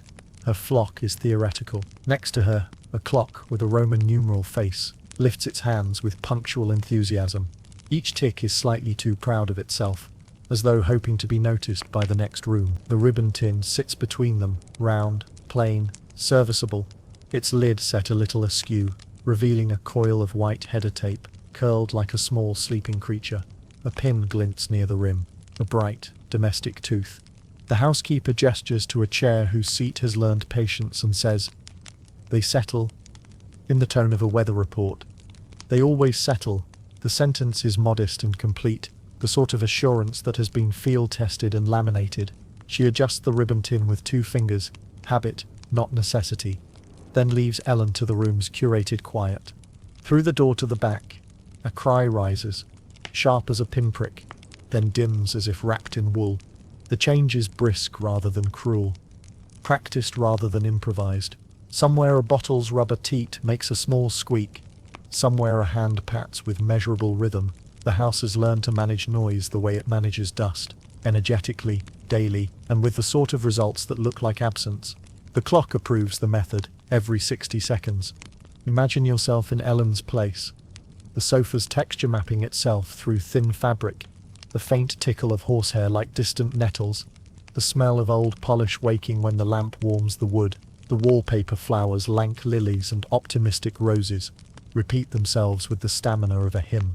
A small rug, confident beyond its size, holds its square of order in front of the hearth. The grate is polished to a sermon and contains no fire, which is a very clean sort of warmth. The ribbon tin regards the room with quiet authority. Its whitened tape is the kind used for caps and bands, for tying, for tidying, for the gentle insistence of order. Ellen wonders how much of the house's discipline is anchored by that coil, how often neatness has been achieved with exactly 20 inches and a bow. The lid bears a thumb-shaped shine at the place where lids like to be lifted. Someone has opened it often enough to make the gesture part of the furniture. On the small table beside the sofa, a stack of periodicals offers improvement. The Family Friend, an almanac with weather that did what it was told last year, and a catalogue suggesting purchases that have never yet taken place. The pages smell faintly of ink and patience. Ellen runs a finger along the edge of a page and leaves a pale track in the dust that isn't there. The room approves of this kind of interaction. Quiet, reversible, almost ceremonial. Another short cry arrives, thin as thread, and as quick to be drawn through a needle's eye. The muffling follows, competent, practiced. They settle, the memory of the housekeeper repeats, and the phrase folds itself over the sound like a shawl. The silence that returns is not empty. It is organized. It stacks itself neatly in the corners and balances on the mantel between shepherdess and clock, not touching either. Ellen adjusts her seat, trying to find the place where the sofa is least convinced of its own texture. The baby's warmth is gone to the back of the house. Its absence presses a hollow into the air that the clock tries valiantly to fill. She studies the shepherdess and thinks of fields she has never walked, where quiet comes from distance rather than design. The idea is restful and slightly theoretical, like the shepherdess herself. The draft tests the edge of the door and gives up, satisfied by good carpentry. The room resumes its baseline. Tick, faint scent of soap, a sense of being watched by objects that have mastered discretion. Ellen's hands, deprived of their ordinary work, pluck the corner fringe of her shawl and then smooth it, as if tidying could pass through cloth into circumstances. In the passage, steps move with purpose. A latch engages. The soft chime of glass touches glass. Time puts on its slippers. The ribbon tin's lid settles a fraction under its own weight, making a sound small as a coin. Choosing a pocket, the clock counts the moment and files it. Somewhere a door closes with a professionalism that suggests long practice in closing. The quiet room keeps its promise. It is calm, it is clean, and it is ready to absorb what must be absorbed. They settle, the house has said. They always settle, and the room, obedient to the phrase, goes on demonstrating how. The scullery keeps its own weather cool, damp and industrious. Stone flags remember every bucket that ever crossed them. A narrow runnel along the wall escorts drips toward a drain that performs its duties without applause. On the table, a jug waits beside a pail from the pump. The pail has a clean ring where water has learned to stop. The jug carries a faint milky bloom but resists soap on principle. At the jug's tin rim, the liquid shows a pale bluish edge, the colour of compromise. They do with less, the helper mutters. She says it as people say nearly there to horses and children, more encouragement than fact. Her sleeves are rolled, her knuckles flourish a geography of small red peninsulas. She measures by habit. The practiced tilt, the quick writing, a thumb's breadth for luck, movements so settled they might be Muscle's own handwriting. The rule is easy to state and difficult to admire. Milk first, then water, then a little more water, because the jug will stretch the pennies if the jug is asked properly. Imagine yourself watching from the doorway. The air smells of soap that has worked, of tin that has been scrubbed into a good mood, of milk with the first seriousness knocked out of it.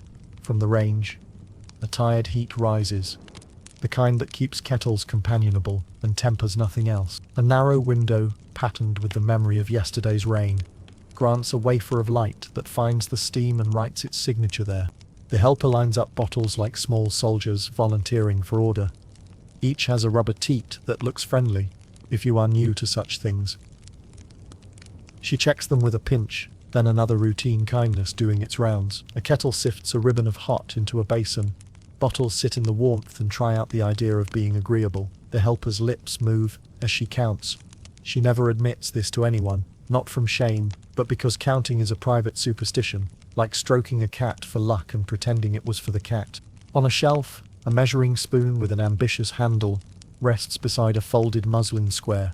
The muslin catches stray flecks when the milk forgets itself. Do with less, she repeats, and this time the words land on the muslin, on the spoon, on the thin line of blue at the jug's edge. She has long since stopped hearing her own justifications. They travel ahead of her like a house smell, familiar and undiscussed. The scullery nods back with its ordinary noises, clink, hiss, the soft clap of a cork finding home. In the corner, a small slate leans against the wall, chalked with simple declarative facts. 6 at dawn, 4 at 8, 4 at noon, and so on. Numbers behave well on slate. They do not argue or cry. They also do not hunger. The helper glances, adjusts, pours, a tablespoon more water, because the pail is nearer than the dairy, because coins behave like cats about leaving, because ledgers must smile by week's end. She tests a drop on her wrist. A domestic sacrament. Not cold, not too warm, just enough. The drip leaves a round print that decides to become skin again. There, she says to no one in particular, which is the best audience for many statements.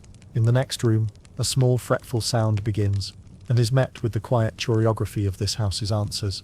A lift, a tilt, a murmur that has learned to avoid promises. The jug shows its bottom sooner than it ought. The water does not. The helper tips the pail, listening to that soft glug that never sounds guilty, and brings the mixture back to the line she keeps in her head. Economy is not meanness here. It is the arithmetic required by a world that prices hope by the ounce. If there were more milk, there would be more milk. She would prefer that. Preference plays a minor role. A draft threads itself under the door, slides along the flags, and leaves without remark. The helper wipes the jug's lip with a clean corner of cloth.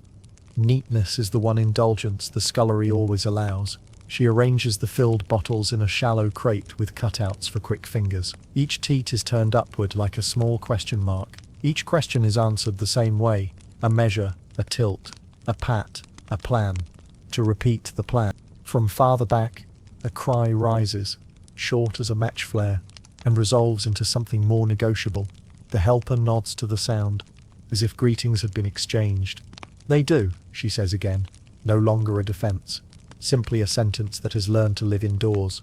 She lifts the crate. Glass shoulders chime lightly, polite as churchgoers. The scullery accepts the small departure, then sets to tidying the space where it was. Water ring wiped, spoon aligned, muslin rinsed and pegged to drip, transparent as a conscience after editing. At the threshold, she pauses to square the crate in her hands. The milk in the bottles shows a uniform paleness, identical, dependable, unsurprising. Beyond the door, the ledger waits to turn this into numbers, and the nursery to turn it into quiet. The helper moves on, steps sure on stone, back straight as a rule. Behind her the jug and the pail resume their silent treaty, and the scullery settles into its steady occupation of making less seem like enough, at least for now. On the pantry shelf, the little brown bottles stand shoulder to shoulder like a very punctual choir. Glass dark as tea, corks dressed in paper caps tied with string. Labels that have faded into pale ghosts of themselves. Laudanum, soothing syrup, infant's friend, peppermint mixture, each title singing softly in the key of reassurance. A wisp of camphor hums at the back. A note of treacle wanders forward, willing to be helpful. The shelf, scrubbed to a sensible dullness, has learned to hold remedies and leave judgments at the door. The housekeeper taps one label with her fingernail. A polite, authoritative little sound. For fretful ones, she says, almost kindly, almost to the ledger. It is the house's liturgy. A few drops for quiet, a few more for sleep. The city sells silence in ounces. The ledger buys it back by the week, carefully itemized, neatly receipted, everybody calm to the extent the accounts allow. Imagine yourself standing there, watching the light move through brown glass. It doesn't so much shine as steep, like a weak afternoon tea. The corks show small rings where they've been eased out and pressed in again, the way doors remember hands. A folded paper lists doses in tidy rows. 5 drops, then wait, a teaspoon for those sturdier. Reduce if pallor increases. Teaspoons, of course, are famously elastic. Some are oceans, some are ponds. In this house, the spoons have learned to pretend they measure exactly alike. The files keep their counsel. If they could gossip, they would have a great deal to say about everyone's evenings. The laudanum bears a chemist's name from Holborn. The print softened as though steam had read it often. The soothing syrup's label is ambitious. Festooned letters, ornamental flourishes, because if you are soothing, you may as well look confident. Another bottle simply announces mixture, a word that covers an impressive range of intentions. The helper reaches for a dropper whose rubber bulb has been pinched into a permanent expression of concern. She begins her small arithmetic. Quick squeeze, careful release, amber thread lifting into the glass stem. She holds it up to the window as if the afternoon itself might verify the dose. Drops pearl delicately at the tip, rehearsing gravity, then fall obediently into a spoon. The spoon waits like a little silver moon, serious about tides. She's fretful, the housekeeper remarks of a child we cannot see, as if fretfulness were the sort of weather that can be observed from indoors. Been so since 6. The helper nods.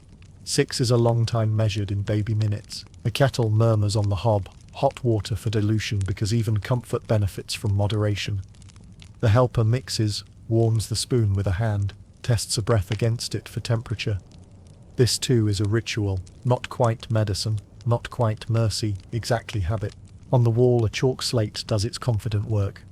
Bessie, 2 drops. Sarah, half teaspoon at 8. Tom, peppermint only. Names line up with amounts the way trains line up with platforms. Briefly, neatly, then on their way. The slate's assurance is pleasant, and not entirely true. Still, schedules are the house's way of believing in tomorrow. The room keeps itself busy with small sounds. Bottles nod to one another when touched. Corks sigh back into place. The string around paper caps makes quiet, competent squeaks. There is, for a moment, the faintest bitterness in the air. Poppy in spirit. A sniff that says bedtime will be achieved, whether temperament approves or not. The housekeeper does not dwell on philosophy. She dwells on outcomes, a settled crib, a quieter corridor, a night that can be counted rather than endured. If there is a joke here, it is that quiet is bought twice, first at the chemist's, then at the coroner's inquest, where everyone agrees that children should be spared worrying influences. The housekeeper would not enjoy this joke. She would say, sensibly, that worry has its own bottles and travels faster than milk. She writes a small mark in the margin of the day's page. A dot, then another, tiny beads on a string of choices made at the speed of crying. The ledger is impartial, and, in its way, tender. It records every attempt to make less feel like enough. It knows the price of an ounce, and the cost of an hour's sleep for a room full of children who do not understand economy and have no interest in it. The helper sets the chosen bottle back between its neighbours. They stand together again, their brown shoulders touching. A choir who knows the hymn by heart. Somewhere beyond the door, a fretful sound tapers and folds into breathing. The housekeeper's mouth softens, not into a smile exactly, but into the absence of a line. The shelf accepts the quiet the way a windowsill accepts light, without applause as part of the furniture. For now, the room smells of peppermint and something older. The clock considers the next minute, and then approves it. The ledger dries its ink with a dignified sigh. On the shelf, the little bottles keep their silent promises, measured, repeatable, mildly untrustworthy, entirely at home. And the house turns another page in its practiced recipe for night. Our nurse is out, Mrs. D says with the confident lightness of someone announcing that the kettle will boil presently. But the children thrive. The sentence floats into the passage and hangs there, well-shaped and freshly dusted. It sounds very much like assurance, which is often enough for a hallway. Ellen nods, because nodding is the coin the city accepts for information. It cannot verify. She stands in the doorway of a room that has taught itself to endure requests politely. No cradle offers its gentle creak. No soft hum knits air to breath. There is, instead, a precise quiet. The stopped-up hush of a place where need has been instructed to wait its turn. Imagine yourself in that doorway, listening for a lullaby, and hearing only the clock rehearsing good behavior. Evidence, such as it is, sits calmly in plain sight. A nursing chair with small rolling arms, designed to rock very slightly, as if to soothe both child and conscience, rests against the wall with a Puritan posture. Its wood shows little scuffing where a foot would push. The cushion remembers more starch than shoulders. Nearby, a folded apron, white with a brave border of blue, waits on a peg. It has been laundered into virtue, perhaps repeatedly, perhaps in anticipation. A brooch pin glints from the apron's bib like punctuation, the full stop to a sentence not yet spoken. On the table, a tin mug marked nurse in a confident hand stands beside a plate that entertains the occasional crumb, as if hosting were a moral calling. A small dish of barley water sits cooling itself into good intentions. If a wet nurse lives here, she has the tidiness of a ghost and the appetite of one too. Out with a child, Mrs. D adds. Not quite to Ellen, not quite to the ledger. An explanation fitted to any hour. She gestures at a row of wicker baskets, lined with muslin. They are arranged in a kind of choir. Some dozing, some frowning at the idea of waking. One regarding the ceiling as if it has told a joke. A ribbon on a bonnet gives away a recent visitor. The sort of detail a mother ties without being taught. The room has learned to be stroked by such details without changing expression. A slate on the mantel notes nurse back, by 4, in chalk that has been rubbed out, and written again, until the hour no longer looks convinced of itself. Beneath it, a second line, feeding as scheduled, which is a phrase with strong character and flexible meaning. Schedules, in this house, have excellent posture. They do not ask after realities, they prefer company with columns. From the scullery comes a polite clink of glass, the little salute that bottles give when they pass each other. Somewhere a dropper inhales its amber, and somewhere water negotiates with milk. The room receives these sounds the way an old church receives coughs, without comment, as part of the service. They settle. The housekeeper's earlier remark returns, laying its shawl over the moment. The quiet complies. Ellen steps closer to the nursing chair. The seat gives a reserved welcome. On the floor beneath, the bare boards show no crescent where a rocking foot might have sketched comfort into wood. The dust here is not negligent, it is merely philosophical. A sprigged shawl hangs on a second peg, its edge stiff from a pressing iron that has strong opinions about fabric. The shawl smells faintly of lavender, which is the city's favourite credential. Imagine the wet nurse as described in respectable advertisements. Steady, healthy, country-raised, references if required. She enters in this vision at precise hours, humming something that remembers fields. She is never tired, never hungry, never late. She is, in fact, very nearly theoretical. In her stead, the house maintains the accessories: apron, chair, cup, slate, because props, well arranged, can quiet questions, and sometimes quiet babies too, though by different routes. Mrs. D's smile is all competence, and not much invitation. Children thrive best on order, she says, as if order were a food group. The clock on the mantel seconds this opinion with regular applause. Ellen lets her gaze drift over the ribbon tin, the folded muslin cloths, the neat stack of napkins that intend good outcomes. A small, brisk cry lifts from the far basket, quick as a pinprick, and is answered by the practiced choreography of this house. A lift, a tilt, a measured pat, a teat found with businesslike accuracy. The cry shortens into breath. Order takes a quiet bow. You may notice, if you go on noticing, that hope here wears uniforms, labels, linen, timetables, receipts. Everyone means well in script and in columns. The room has learned to tolerate need by smoothing it the way a palm smooths a crease it cannot mend. Our nurse will be back directly, Miss D repeats, and the word directly performs its usual magic of implying both soon and sometime. Ellen thanks her because politeness is a form of shelter and studies the chair once more. She pictures it rocking, faintly, with an actual body's ache and a child's warm weight. The picture has sound in it, a low hum, a sleepy sigh, not loud, not heroic, just the rhythm of their lives when someone is present. It is a good picture. It hovers like breath on glass and fades, leaving the chair neat and still. In the corridor, a draft considers entrance, then respects the door's decision. The clock proceeds. The slate keeps its hour. The baskets breathe. The fiction holds. Plausible, economical, as carefully maintained as the apron on its peg, and the room, satisfied with its arrangements, resumes the business of being quiet. The receipt lies waiting on the table, with the calm of a form that has always known what to do. Cream paper, a little stiff from starch, pre-ruled in tidy columns where someone else's certainty has already taken up residence. Across the top, acknowledgement of care and maintenance curls in copperplate that believes a flourish can comfort. Beneath, the blanks are no longer blank. Ellen's initials careful and small, the child's given name, written as if names enjoy neatness, the sum pressed darker than the rest, as if money were a word that likes to be heard twice. Mrs. D taps the signature line with a fingernail that has met a buffer. For the best, she says, in the measured tone of a person who has learned that sentences sound kinder if they walk instead of run. The tap is not a demand. It is an invitation that has already accepted, yeah. The lamp makes a mild amber pool across the page. Ink smells faintly of iron and education. The pen lies to one side like a small instrument invited to perform a familiar piece. Its nib is bright and precise, the metal bitten into an elegant split that promises both discipline and flow. When Ellen lifts it, the balance surprises her into steadiness. She bends toward the line, and the nib answers with the hiss of first contact, biting the paper with the healthy appetite of a thing designed to be useful. Each stroke whispers, here and here and here, as if placing small pins along the hem of a decision. The clock on the mantel ticks like a sewing machine, foot steady, practical, at home in repetition. It takes no position on content.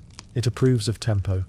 Somewhere beyond the door, a door does what doors do. Opens, closes, registers a soft passage with the courtesy of a bow. Voices in the hall murmur, and then remember to be floorboards. The room is arranged to think well of paperwork. Mrs. D has set out the accessories of consent with a hostess's care. A blotter square, soft and inviting. A shaker of sand that hushes ink into obedience. A wafer of crimson seal paste waiting on a slip of card in case ceremony would like to attend. A bone folder rests by the receipt book, pale, smooth, content with its single vocation of keeping edges exact. There is also a small brass weight shaped like an acorn to calm a rebellious corner. Civilization here is a collection of objects that know how to help. Ellen signs the first initial. It looks smaller than it does in her head, as if the paper's composure has encouraged modesty.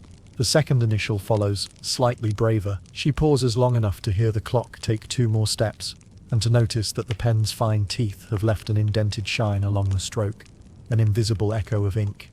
When she reaches the date, the numbers arrive neatly, like children brought to heel. She does not write the street where she sleeps. The form has kindly not asked. For the best? Mrs. D repeats.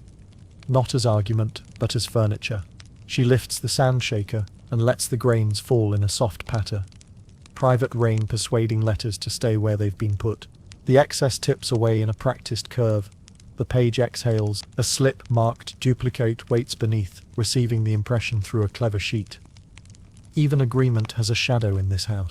From the corridor, a brief infant fret lifts, as thin as thread, and then slackens into the fabric of quiet. It is not ignored. It is addressed by method. Ellen's hand firms on the pen. She draws the line across the loop of her final letter, as if closing a parcel with string. The nib, satisfied, leaves one last dot, small as a seed. The scent of seal paste steps forward, sweet and old-fashioned, and then behaves itself. Mrs. D turns the book toward her, practical as a clerk and lighter than one. She checks the entry with the side of a nail, ticks a small box that had been waiting to be ticked, and pens receipt, given where given enjoys its gerund. A drawer glides open, quietly pleased to slide, and swallows the coins with the hopeful clink of arithmetic about to balance. From another drawer emerges a crisp half-sheet already scored for folding. For your keeping, she says, and the phrase lands as softly as a folded towel. The bone folder smooths the crease, one stroke, then another. The little acorn weight rests atop the paper for the conscientious span of 2 ticks. Mrs. D lifts it, places the receipt in an envelope, and addresses it to initials, not a place. The envelope is for form's sake. The form is for everyone's sake. The sake, you notice, is largely the ledger's. Ellen takes the envelope. It is light and perfectly square, a small geometry in her hand. The clock keeps stitching the minute. The lamp hums, or the evening does. For the best, Mrs. D says once more, and the words behave like curtain ties, drawing the scene into its intended shape. In another room, paper dries. In this one, paper settles. The pen rests, interview concluded, and the receipt, very pleased to be a receipt, does what all well-bred receipts do. It proves that something happened, and then it goes very quiet about what that something felt like. The lower drawer does not so much open as agree to disclose. It slides forward, with a small felted hush, like a secret choosing its shoes carefully. Inside lie papers of a different temperature, thicker, quieter, edged with a seriousness that has learned to fold itself. Among them sits a narrow ledger bound in brown, its corners darkened by years of being considered. Someone has written burying book on the spine in steady hand, neither dramatic nor shy, just definite. Mrs. D lifts a packet of correspondence tied with string, the colour of old tea. The envelopes are thin and practical, the ink softened where damp seasons passed. A few sheets bear a black border, that unmistakable Victorian punctuation that tells the eye to tread softly.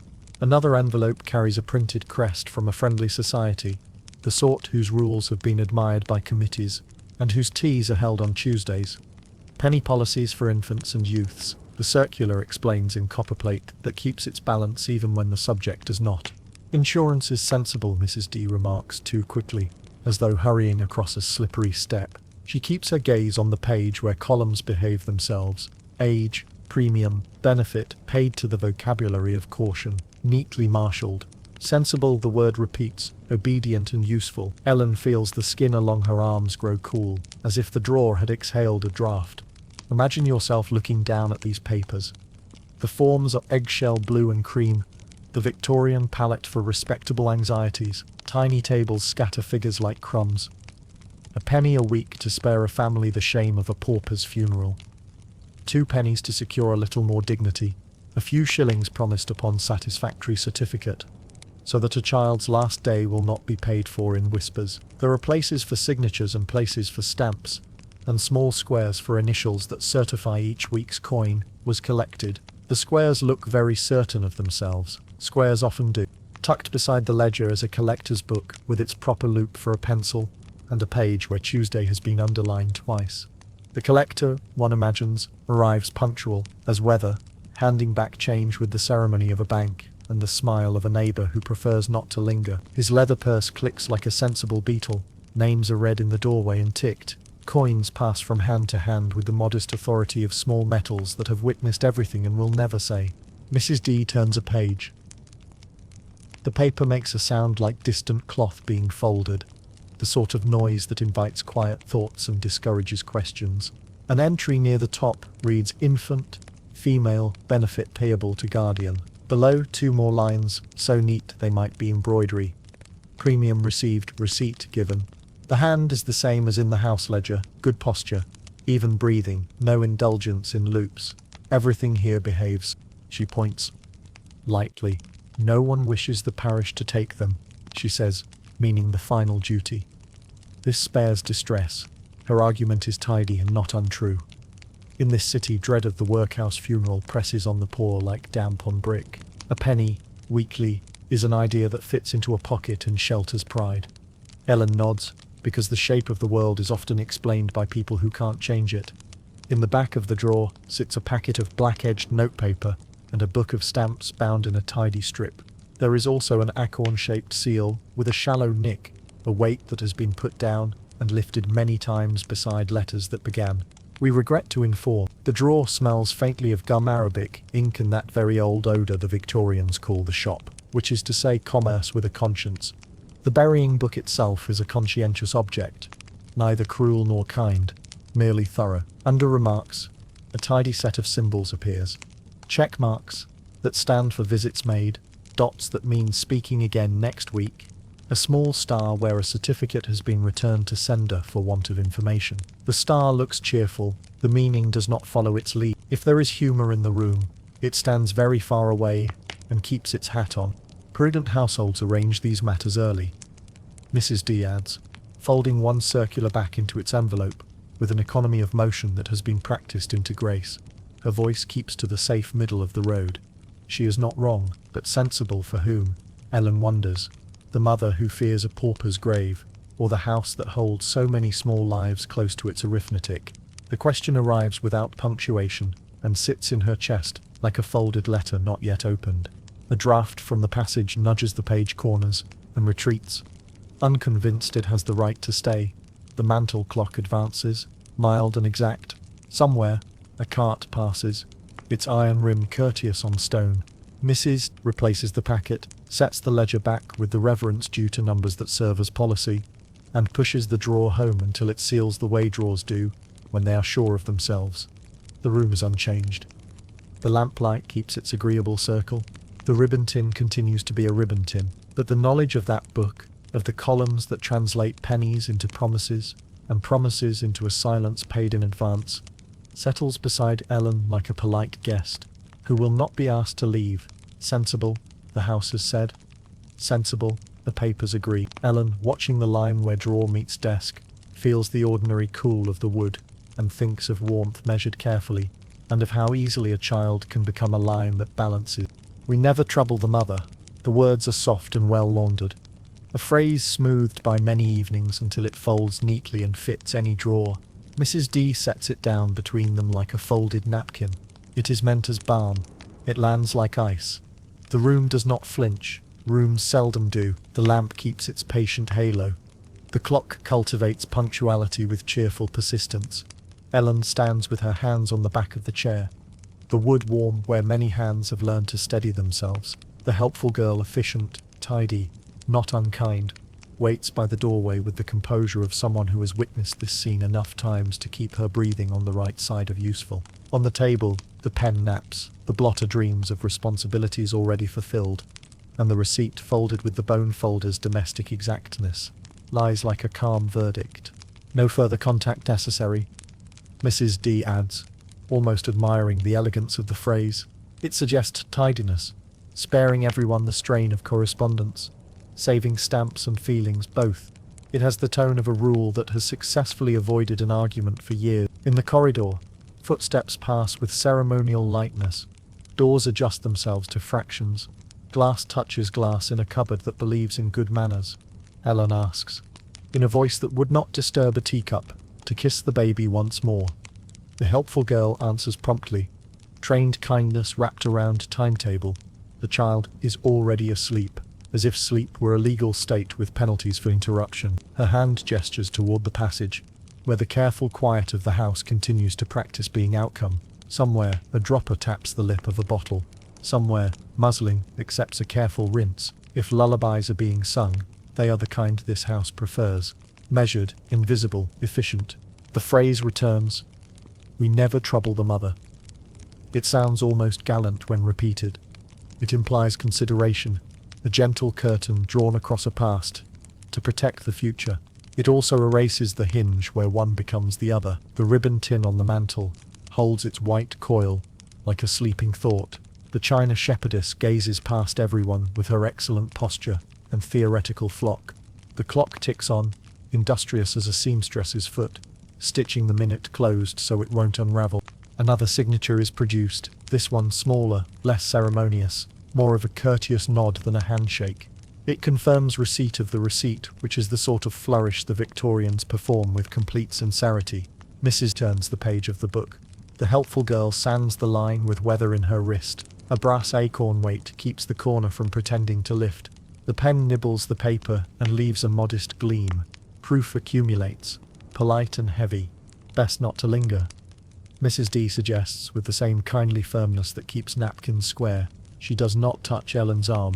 She arranges the air so that moving feels like compliance rather than decision. The hallway seems longer than it did an hour ago, the runner more certain of the direction it prefers. A draft explores the skirting board and then withdraws, convinced the house knows what it's doing.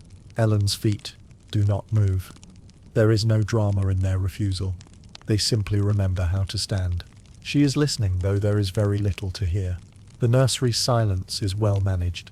It has been taught to pass for peace. In that silence, she locates the faintest suggestion of breath. Not a cry, not a fuss. Merely the soft machinery of a small body practicing staying. It is enough to anchor time for one more minute. Mrs. D allows the pause the width of 2 ticks and 1 tock. "I'll send word of thriving," she offers. The tiniest amendment to a policy that has never required amendments. Word, not letters. Thriving, not particulars. The promise is framed to please the corridor. The helpful girl lifts the latch a thoughtful inch. The door breathes in and out once, testing the temperature of leaving. Imagine yourself in Ellen's place. The shawl's weight on your shoulders is honest. The receipt in your glove is square, proof-shaped. Everything in the room has been arranged to make sense. Sense is not the same as relief. You trace, without touching the shine left on the table by 100 folded papers. The pale ellipse where a lamp has warmed wood into compliance. You notice a pale thread on the carpet, a prickle of horsehair that escaped the sofa, and think unreasonably of a baby's curl. You are not allowed to think of it for long. "Thank you," Ellen says, the phrase the city accepts in lieu of air. It leaves her mouth as lightly as steam. The envelope rustles. The clock agrees to the next second. The housekeeper's inventory continues somewhere else with the steady grace of a list. No further contact necessary, the room has decided. The door opens the rest of the way, pleased to demonstrate its fitness. Her feet still do not move. Standing becomes a small act of weather, an overcast minute, a little persistent. Then, as carefully as one thread being laid across another, as softly as sand falling from a shaker, she turns. The hallway receives her, without comment. The helpful girl's shadow precedes them. The staircase leans into its accustomed creak. Behind them, paper dries into history, and the phrase that was meant as kindness settles into the woodwork, cool and smooth, ready for the next evening that asks to be made simple. The post arrives as if it were weather expected, various, and prepared to ignore your opinion. While Ellen stands wavering in the quiet room's doorway, Mrs. D's daughter kneels by a wicker basket that has become a small archipelago of envelopes. She sorts them into careful piles. Mrs. Thomas, Mrs. Harding, Mrs. Turner, Aliases like borrowed shawls, chosen for warmth, not biography. The girl's fingers move with an apprentice clerk's gravity, smoothing corners, aligning stamps, putting the city in order one slip at a time. Each letter carries a different hand, and the same hope. Some are a seamstress's fine, pinched script, where every word minds its hem. Some are bold, confident capitals that pretend certainty and nearly pull it off. Some are trembling lines as thin as whispers. The stamps, lilac heads, green heads, tilt slightly, as if eager to be useful. A few sealed flaps still smell faintly of gum arabic and determination. Others bear tiny smears of lavender or coal, because envelopes travel like people do through whatever the day holds.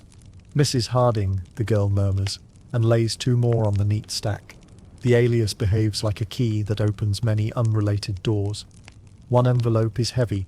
She weighs it discreetly and finds a locket stitched into the corner, thin ribbon, a thumbnail curl nested in a circle of metal. Another carries a blue thread tucked inside, tied into the smallest bow imaginable, the kind of proof that asks to be believed without alarm. The girl does not open anything, of course. She reads the clues that paper permits. Imagine yourself beside the table where she works. There is a small knife for slitting tops cleanly, though most senders already did the job before changing their minds about what to say. There is a dish to collect the confetti of clippings, advertisements trimmed from windows, notices with respectable in large type, addresses clipped like coupons for salvation. A square of blotting paper drinks up a tear that has behaved itself all the way to the receiving house, and only remembered it was a tear when placed in a warm room. The geography of the post runs under everything, receiving boxes with brass mouths that look forgiving and are not sorters in grey rooms, separating Southwark from Stoke Newington as if arranging families. The uniform penny carrying sorrow as easily as invitations to tea. Letters addressed to initials sit in pigeonholes like shy guests waiting for the right name to arrive and claim them. Some do not get claimed. The system, which loves order, respects their indecision and files it. Mrs. D's daughter keeps a little ledger of her own. Dates received, answers sent, sums mentioned. The page wears the day like rings on a tree, ink darker at the busy hours, paler where the kettle insisted on attention. She reads aloud a salutation now and then, just to keep the air fluent in need. "Dear Madam, Honoured Miss," to the kind lady who advertises. The phrases behave like furniture, sturdy and interchangeable. Between them, the real piece of the letter peeks out. "I am willing to pay. I am without help. I can sew. I will be discreet." Into one envelope someone has slipped a tiny pair of baby mitts, white as apologies, featherlight. Into another, the corner of a baptism ticket, proof that the child has a name the world should practice using. There are photographs too, cabinet cards, stiff and sepia, of women who stare with the solemn courage of people pretending the lens asks easier questions. The girl returns them all to their paper jackets, attentive as a librarian who knows how often pages have to be turned back to the right place.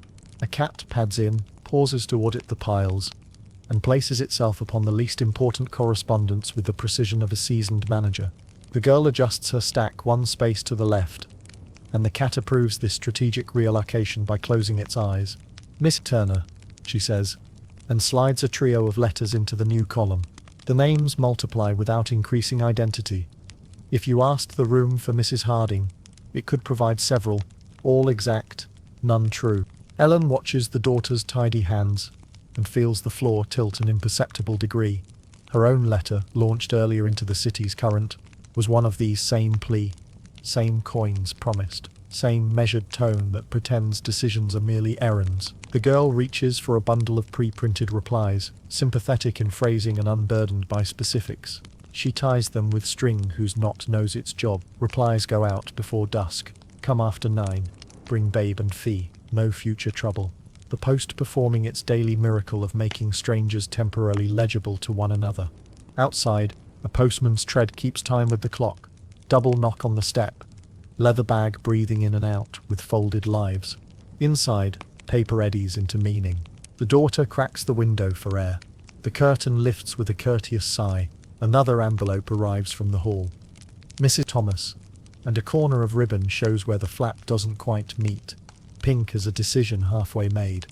The girl sets it on the top of its pile, squares the edges, and reaches for the next. The choir of hands trembling, neat, practical, desperate sings on in brown ink. And the aliases listen, ready to be whoever is needed, for as long as it takes the post to do its work. The bundle arrives with the afternoon post, small and brown and apologetic. The label carries a tidy hand and a red stamp that has made up its mind. Insufficient direction. It's a very Victorian verdict. Brisk, correct, and only accidentally philosophical. The housekeeper receives the parcel the way she receives most things, as if it has joined a system. She weighs it in her palm, hears the soft shift of cloth inside, and sets it on the table, where ledgers like to sit and feel taller. Twine crosses the paper in a stern X. She slides a thumbnail under the knot, and snaps the string with a sound like a thought finishing. The paper lifts back obediently. Corners creasing along old intention. Inside, baby clothes folded by someone who could not bear to crease them. Each edge persuaded smooth.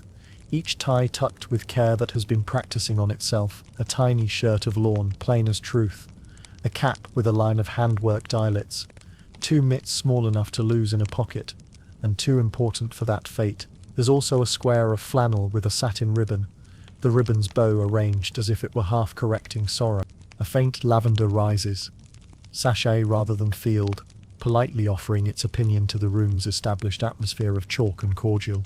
Lavender tries to win. The chalk and cordial do not realize there's a competition. The air makes a compromise that smells like good intentions reading instructions. Ellen stands a pace away and the scent reaches her the way old letters do, with courtesy and determination.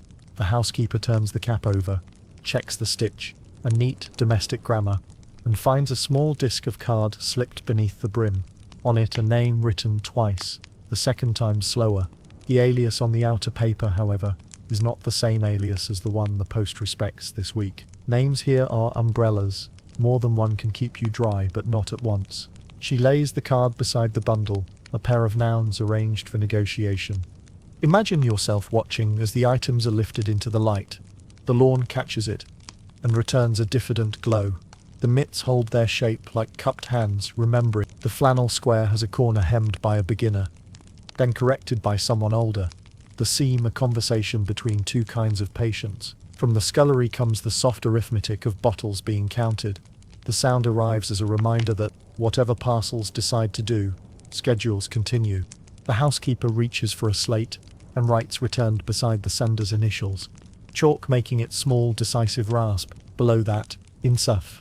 Dyer. The abbreviation is practiced enough to be almost affectionate. She tucks the string back into a drawer where string lives, awaiting future certainties. The paper is folded with respect, and placed beneath, because even paper appreciates being kept from drafts. Ellen recognizes the lavender by memory. She once stitched sashes for a draper's counter where fragrance was a way of selling quiet to wardrobes. She touches the flannel satin edge with a fingertip, the fabric cool and steady, and thinks of how satin always pretends to be braver than it is. The housekeeper watches the gesture without comment, then returns to her inventory of kindnesses, a penciled note to reply, a mental map of receiving boxes, a plan to try the other alias tomorrow. Plans do well on dry days.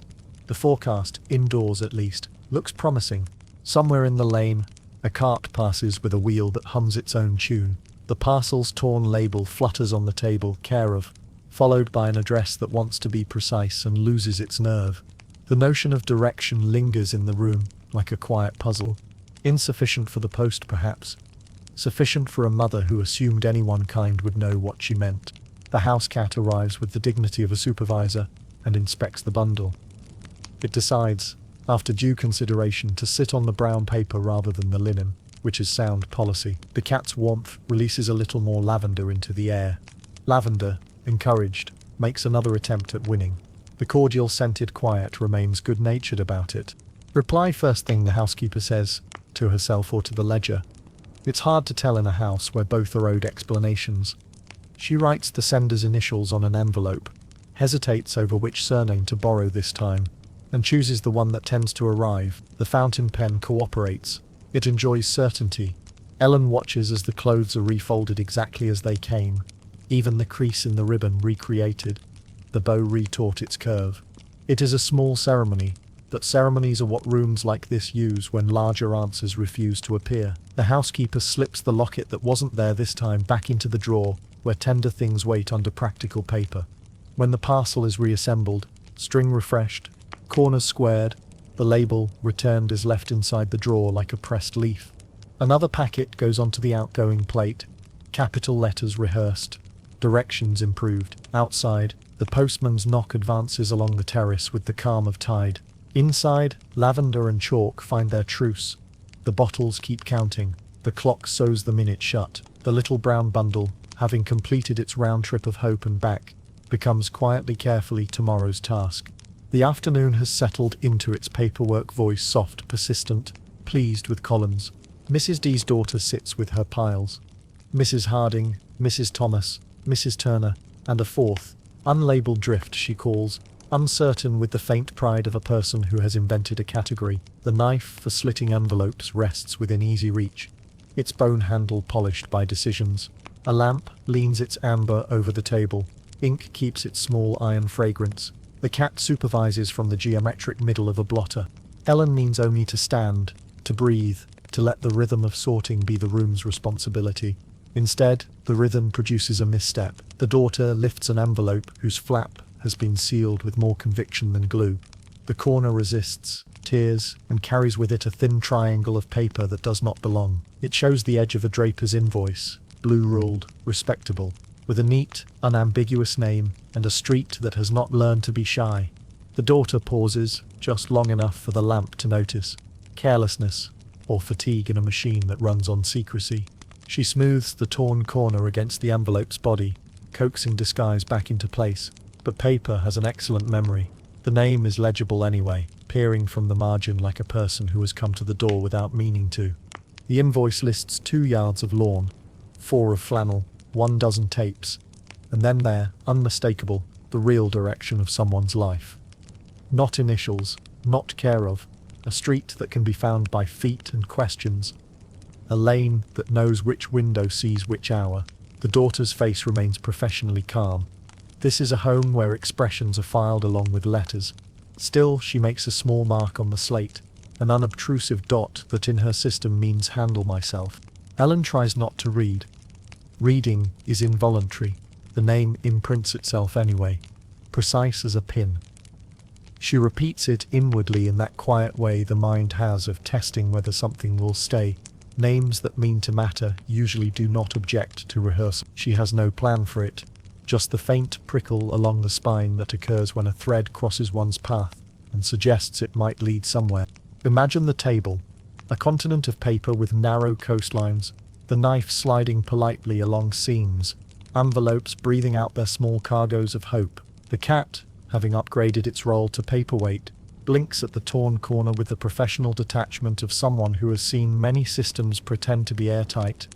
The daughter aligns the offended flap and applies a thin smear of gum from a pot that smells of childhood and office hours. The corner settles with a sigh that might be glue or afternoon. Odd, the girl says to the air, which is the safest confidant. She glances at the housekeeper's door, still ajar, and then writes the alias on the top line of the reply sheet. Steady as ever. Come after 9. Bring babe and The system prefers repetition. It sits well on the tongue and keeps records tidy. On the invoice's reverse, the draper's printed motto peaks: quality, promptness, civility. It is a friendly chorus for a trade that depends on cloth and trust. Ellen thinks, without flourishing the thought, that quality would like to be asked more questions. Promptness has been doing brisk business, and civility is expected to keep everyone's coat on. The real address, meanwhile, hums to itself like a tuning fork. The room hears or pretends not to. From the lane comes the postman's measured double knock, 3 doors down, a cue the clock accepts. The daughter slips the repaired envelope into the Mrs. Harding stack, where it becomes one more swallow in a murmuration. But the draper's corner has left a small echo on the table, a pale triangle where the light feels fractionally more interested. Ellen's gaze returns to it once, then behaves. She touches the edge of her shawl, a domestic gesture that convinces the world you were only thinking of cloth. The name continues inside her in a quiet, useful way, like a pin kept safely in the hem. Later, it will matter. Later often does. For now, the house continues its recital. Bottles counted, slates updated, receipts squared, the torn corner is mended to the eye. The machine resumes its purr. The cat abandons the blotter for the warm square of lamp glow, a strategic reassignment of resources. The daughter shakes a little sand over a line that didn't need it, but enjoys being indulged. Outside, the cart that sells yesterday's newspapers as today's wrapping passes. Practical as ever, inside, the alias piles regain their attitude of perfect sufficiency. The draper's name waits where remembered things wait, unremarked, unmislaid, ready to be recognized when recognition finally arrives, with a knock that does not bother to be soft. Dawn comes to the river the way a clerk comes to a desk, quietly with a cup of something hot and the intention to get through the list. Mist hangs low above the water, a pale shawl caught on pilings. The weir mutters its usual opinions, edging driftwood and old crates toward the shallows, where carmen like to intercept whatever the city forgot to keep. A carman in a rough jacket, rope burns mapped across his palms like a sailor's handwriting, leans on his long hook and watches the current think. He knows the river's moods the way you know a friend's breathing. Tar and wet wood thread the air. Hemp rope gives off its honest workman smell. A gull complains about breakfast with professional vigour. The carman answers by doing nothing, an excellent policy with gulls, and often with the Thames. Something bumps the hook. Light, then heavier. He tilts the iron just enough to encourage the parcel out of the main press of water. It is small and brown, paper soaked to a dark sympathy, string already loosening where the knot is finding its doubts. The wax seal has gone the way of many resolutions in damp weather, gallant to the end. Then sensible. The carman draws it in with the care he uses for things that might be rubbish, and might not. One learns to be polite with the river. It keeps a ledger, and entries can be retroactive. He lifts the bundle onto the slippery stones, where it sits with the modest air of a thing hoping not to be noticed. Paper clings to contents that are not wood, not fruit, not anything that wants a market. He does not pry. He does what rivermen do when the water tells them to call someone with a notebook. He raises his cap to his own thought habit, is a kind of courtesy, and calls to a lighterman upriver. The word travels like rope tossed cleanly. Constable. Men appear from the near invisibility of early morning. Another carman, a lighterman with a beard that seems to have slept outdoors. A mudlark's boy whose toes have made their own arrangements with the season. They keep a respectful distance from the parcel, the way one does from sleeping dogs, coroners, and complicated truths. A hand goes to a cap brim. Eyes tilt away, not because they do not see, but because the river asks that you see without staring. Best fetch him, someone says, meaning the constable, meaning authority, meaning the next line in the day's script. The constable arrives by the towpath with that measured walk. The uniform teaches, steady, unhurried, built for noticing. His notebook appears. The pencil follows. The page receives date, hour, place, weather, names. Names are shy at the river, but he writes a few. The carman's, his own. The lighterman identified by trade and whiskers. He does not write the gull's contribution, which is ongoing. He looks at the parcel and does not look into it. He has practiced this. We'll have the river police, he says, and the phrase has the calming weight of a kettle being set on. Rumour, meanwhile, lifts its head and sniffs the air. It passes along the towpath ahead of the official boat. Another bundle, poor mite, God help us, softly at first. Then, in the dependable relay of washerwomen at the rail, the watchman at the bridge, the coffee stall man, rehearsing sympathy with the same hand that counts change. It runs faster than any newspaper because it does not have to wait for ink to dry. Even so, the tone stays low. London likes to keep its voice down before breakfast. The river police punt in, oars quiet as manners. A tarred boat hook eases the parcel onto sacking in the bottom, where it settles without complaint. The sergeant, whose moustache has met a good comb and a modest doctrine of grooming, nods the constable's way. We'll take it along, he says, as if the river had simply misaddressed a letter. He adds a number from memory, the one the station will use when the coroner asks, and the number makes the event both more real and less terrible. Numbers do that. They give sorrow somewhere to sit. A child on the bank watches with a curiosity that still has all its edges. His mother draws him back by the shoulder, gentle but undecorated. "Come now," she says, which is an excellent summary of many mornings. The men step aside to let the boat push off. Hats go back on. Someone clears a throat. The river answers by minding its tide. You might think the day would change colour after such a moment, but London is practised. Horses stamp a coal barge noses past with the dignified self-esteem of heavy things. The coffee man finds that, on reflection, today's cups wish to be hotter. The constable closes his book and tucks the pencil so it won't make a mark. It didn't mean, "Thank you, gentlemen," he says into the mist, and the phrase lands with the proper weight for a small ceremony concluded. The carman wipes his hook on sacking and returns to the weir's edge. There will be other drift to shepherd, other packages to persuade toward shore, the day's usual conversation with a river that keeps its own counsel. He tests the current, finds the old rhythm. The mist lifts by degrees, showing warehouses deciding to have outlines again. Rumour is already around the bend, telling the story in the tone it reserves for things everyone knows and no one wants to say. The river makes another note in its silent book. The city turns a page. At the riverside station, damp has taken out a small lease on everything. Benches, ledgers, even the sergeant's moustache, which manages to maintain discipline despite adverse weather. The parcel rests on sacking that has learned to be tactful. A constable, sleeves rolled and pencil ready, records what can be recorded: date, tide, the number the river police boat assigned in a voice that sounded sure of itself. The room smells of rope, wet wool, and the faint medicinal breath of carbolic that tries politely to be reassuring. When the sergeant eases the paper back, slowly, with the practical reverence due to both evidence and mornings, something thin and stubborn clings to the fold. A wrapper, doubled over on itself, comes free with a sigh the paper might have been saving. It is small and ordinary, the kind of scrap that flies out of kitchens and lives behind skirting boards. Across it, in pencil that has weathered a day too many, a name is scrawled, and next to it a fragment of an address that starts confidently and ends as if the writer had been interrupted by living. He holds it to the window. Pale winter light does its faithful best. The letters present themselves by degrees, like people edging into a photograph. R-ing for the name, Din Lane for where. Not quite whole, not quite gone. It rhymes, he thinks immediately, with one of the aliases lately in fashion, the sort that keeps turning up on envelopes thick with hope. Harding, Harding, Harden. London is generous with consonants when a person prefers not to be found. The pencil line has left its grain in the paper like a faint topography of intention.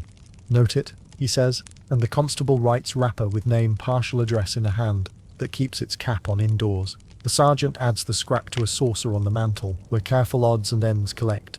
A button with no uniform, a ribbon trimmed from a bonnet, the corner of a chemist's label. The saucer looks like a small museum things that did not mean to be evident. Somewhere in the room a kettle begins to consider boiling, then achieves it with a soft victory.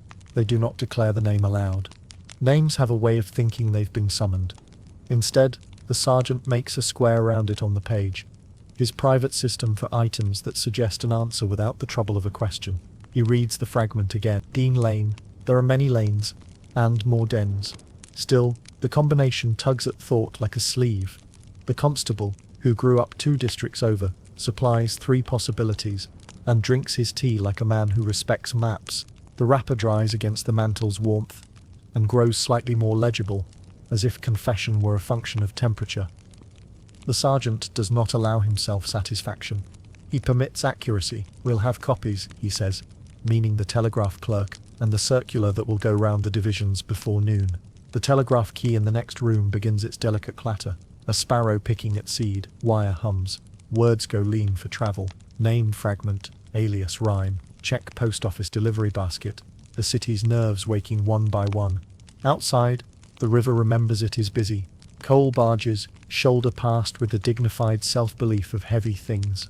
A coffee stall sends up a ribbon of steam that smells like improvement. The lighterman who helped bring the parcel in repeats what he has seen to a second lighterman, who knows a cousin who does business with a stationer on Fleet Street. A name, he says, low, part of one. Rumour nods, grateful for even a syllable, and sets off upstream by habit, stopping at every useful ear.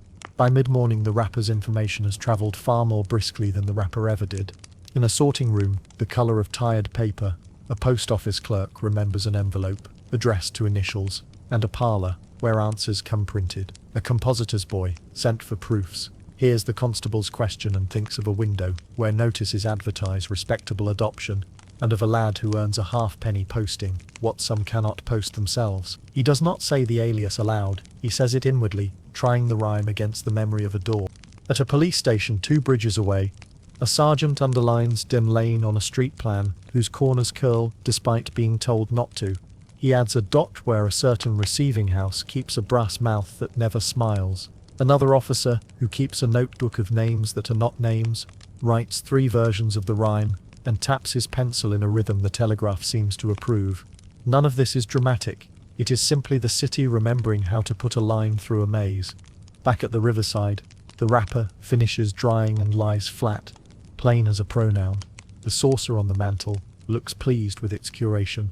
The sergeant picks up his pen again, and adds "press not to be informed yet," a caution that will hold for an hour, perhaps 2. The press, which rises early, is already sharpening sentences. But even newspapers must wait for ink. News travels upstream, by morning, like a chill through floorboards. From the river to the quay, from quay to coffee stall, from coffee to clerk, from clerk to constable, from constable to the quiet rooms, where aliases sit in stacks and pretend to be different people. Somewhere in one of those rooms, a girl sorting letters will hear a knock that is not polite enough to be anything but official. Somewhere a name will be spoken and will recognize itself, which is the difficulty with names, and the wrapper, commonplace and thin, will have done what paper so often does in London, turned somebody's secret into a line you can follow with your finger. Midnight settles on the terrace like a final comma. The street lamp hums, the fog arranges itself for best effect, and the house practices being asleep. Then the door receives a knock that is not a request but a statement, 2 firm thuds with official certainty measured so the night understands there will be paperwork. The housekeeper reaches the latch with the tidy efficiency of a person who keeps keys, alphabetized in her mind. When the door opens, the fog peeks in and finds 2 men arranged with care. A detective inspector stands in front, hat brim disciplined, overcoat composed, notebook present but not yet opinionated. Behind him, the parish officer waits with a patience learned from Ledgers and Winter. They are quiet men. Quiet is how they enter such rooms. Boots do the minimum, hats contribute gravitas, and voices arrive later, after the furniture has been reassured. A few questions, the inspector says, as if ordering tea. The words are mild, the period firm. He steps into the hall where Soap and Carbolic have negotiated a truce, and looks at the runner that has been recently persuaded to lie flat. His gaze is a respectful visitor. It notices the polish on the striker, the absence of grit on the step, the way the umbrella stand argues against weather. The parish officer follows, holding the sort of leather satchel that always knows what hour it is. In their presence, the tidy curtains look theatrical, too white, too correct, as if auditioning for the role of respectability in a small touring production. The clock in the parlor ticks at its usual self-esteem, but seems to listen to itself doing. The china shepherdess rises a fraction in rank. The ribbon tin on the mantel draws its lid closer, the way tins do when conversation turns to nouns. Mrs. D appears with a small, composed smile meant for all contingencies. "Good evening, gentlemen," she ventures, which is generous to the hour. The inspector replies with a nod that counts as civility in his profession. He opens his notebook. It is not menacing. It is simply a device for remembering things, like a second portable mind with better handwriting. "We were told," he begins, "that letters are received here for various ladies. Mrs. Thomas, Mrs. Harding, Mrs. Turner, such like." The aliases sit briefly between them, politely removing their gloves. The parish officer reads the hallway as if it were a balance sheet. Noted, sanded step. Noted, clean skirting. Noted, faint smell of milk and something older than milk. The housekeeper offers chairs that have been trained to behave. The inspector prefers to stand. Standing, says the visit will be brisk. The parish officer selects the edge of a seat as if he were testing a figure for accuracy. The lamp is turned up a degree. Everyone pretends that helps. A small draft journeys through the passage, finds the inspector, and thinks better of it. He asks for a list of names, purely for tidiness. Tidiness is his way of laying stepping stones. Where water looks deep, Mrs. produces a tray with index cards, initials, dates, a modest geography of arrangements. She sets the tray down with the confidence of someone who knows that paper looks innocent when it stands up straight. The inspector writes, cards produced. His pencil behaves, which is half the battle. "Children?" he asks softly, as one inquires after a garden. "They sleep," the housekeeper replies, and the sentence folds itself neatly, ready for storage. Somewhere beyond, a door completes its latch with professional discretion. The inspector's gaze passes across the closed corridor and lands lightly on a jug at the scullery threshold, the bluish edge of watered milk doing its best impression of virtue. He asks about a wrapper name fragment, Lane fragment, the one that rhymes with an alias everyone has met by post. The parish officer produces a copy of the note, the paper thin enough to learn quickly. Mrs. takes the information in, offers a small frown of administrative concern, and refers to her daughter who handles the post. The daughter is summoned and arrives with her precise hands and careful eyes, a person who could thread a needle in an earthquake. She recites procedures, receiving box, initials, replies sent after 9. Her tone is the exact temperature of clean glass. The inspector listens without interruption. His questions keep to the level of furniture. What went where, when, by what route? He inquires, almost apologetically, whether the household keeps a burial club ledger for prudence. The word prudence does its diplomatic best. The housekeeper answers yes, of course, because prudence is a civic virtue and pennies need management. The inspector writes prudence and allows himself one brief pause over the U. The parish officer requests, with sincere reluctance, to see the nursery. The housekeeper leads them to the door and lets Quiet do the introductions. The hush is curated and behaves admirably. A basket breathes, a muslin square, folded to leaf thinness, remembers a shoulder. The inspector does not step in. He stands at the sill and takes the measure of necessity. He notes a chair that might rock, but does not. He notes bottles rinsed and propped like tired soldiers. His pencil has nothing dramatic to report and writes that down anyway. Back in the parlor, the inspector closes his notebook with a civility that nearly qualifies as apology. "We may call again," he says, which is not a threat so much as a calendar entry. The parish officer, who has been counting doors and estimating coins by the sound they make in drawers, rises with care. Mrs. D offers that the house is always ready to assist the authorities in their important duties, and the line lands on the carpet like a well-trained doily. At the threshold, hats resume their responsibilities. The inspector thanks them for the hour. The parish officer thanks the lamp for being thorough. The door closes on the same measured hinges with which it opened, and the fog, pleased to be useful again, takes up its post. From the parlor, the curtains release a breath they did not know they were holding. The clock, gratified to find itself still in charge of time, ticks on. Quiet returns to the house, but it is a different quiet, one that has heard its name approached, softly, from the river's direction. The parlor begins its small theatre, questions arranged like cups on a tray, answers poured carefully so they do not spill. While voices make polite shapes in the lamplight, Ellen steps sideways into the corridor, as if moving between commas. The runner along the floor shows the considerate wear of many careful feet. At the second door her hand meets a knob that has been turned so often it has learned manners. It yields with a whisper and a small sigh, the sort doors give when they approve of quiet. The nursery keeps the house's weather cool, tidied, faintly medicated. Soap has done its work. Carbolic stands by as a chaperone. Milk has left a soft note in the air like a memory of breakfast. Light comes from a shaded lamp and a slice of moon trying the fanlight for size. It is enough to make edges. It is not enough to wake anything that prefers not to be awakened. Wicker baskets, lined with muslin, wait in 2 neat rows. The baskets are ordinary and therefore solemn. There are fewer blankets than baskets. An arithmetic the room has decided not to discuss. Muslin is folded as if it enjoys folding. A single chair with a patient seat faces the array. Its rocker has ideas that have not been put into practice. A table keeps a regiment of small bottles at attention, their rubber teats pointing up like modest question. The clock is here too, of course, lower-voiced as if aware of the company, and it ticks with the soft authority of a seamstress's foot on the treadle. From the baskets rises a faint, irregular chorus of breath, a meadow of small wind through very small reeds. It is not silence and it is not noise. It is the working sound of lives that have yet to decide on routines. Somewhere a child frowns in sleep. Somewhere a tiny sigh rehearses contentment. Somewhere a mittened fist declares a small opinion, and then forgets it. The room's hush makes a cradle for all of it. Ellen stands until her own breathing chooses a slower gear. She moves along the line with the careful gait of someone crossing a stream on flat stones. In this basin a bonnet's bow sits obediently. In that one, a muslin square gives itself away with a hem stitched by a left-handed beginner. In the next, a curled ear keeps an elegant secret. She is not looking for features. She is looking for a sign, something she tied on purpose because the world can be inattentive. There it is, a ribbon, pink as a relieved cheek, threaded through a bonnet eyelet, and doubled with a small, exact knot.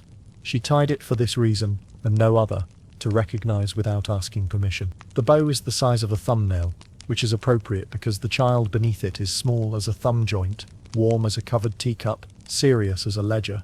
Ellen's hand hovers and then descends by degrees, until her fingers find the rim of the basket and the soft heat of the little body's breath.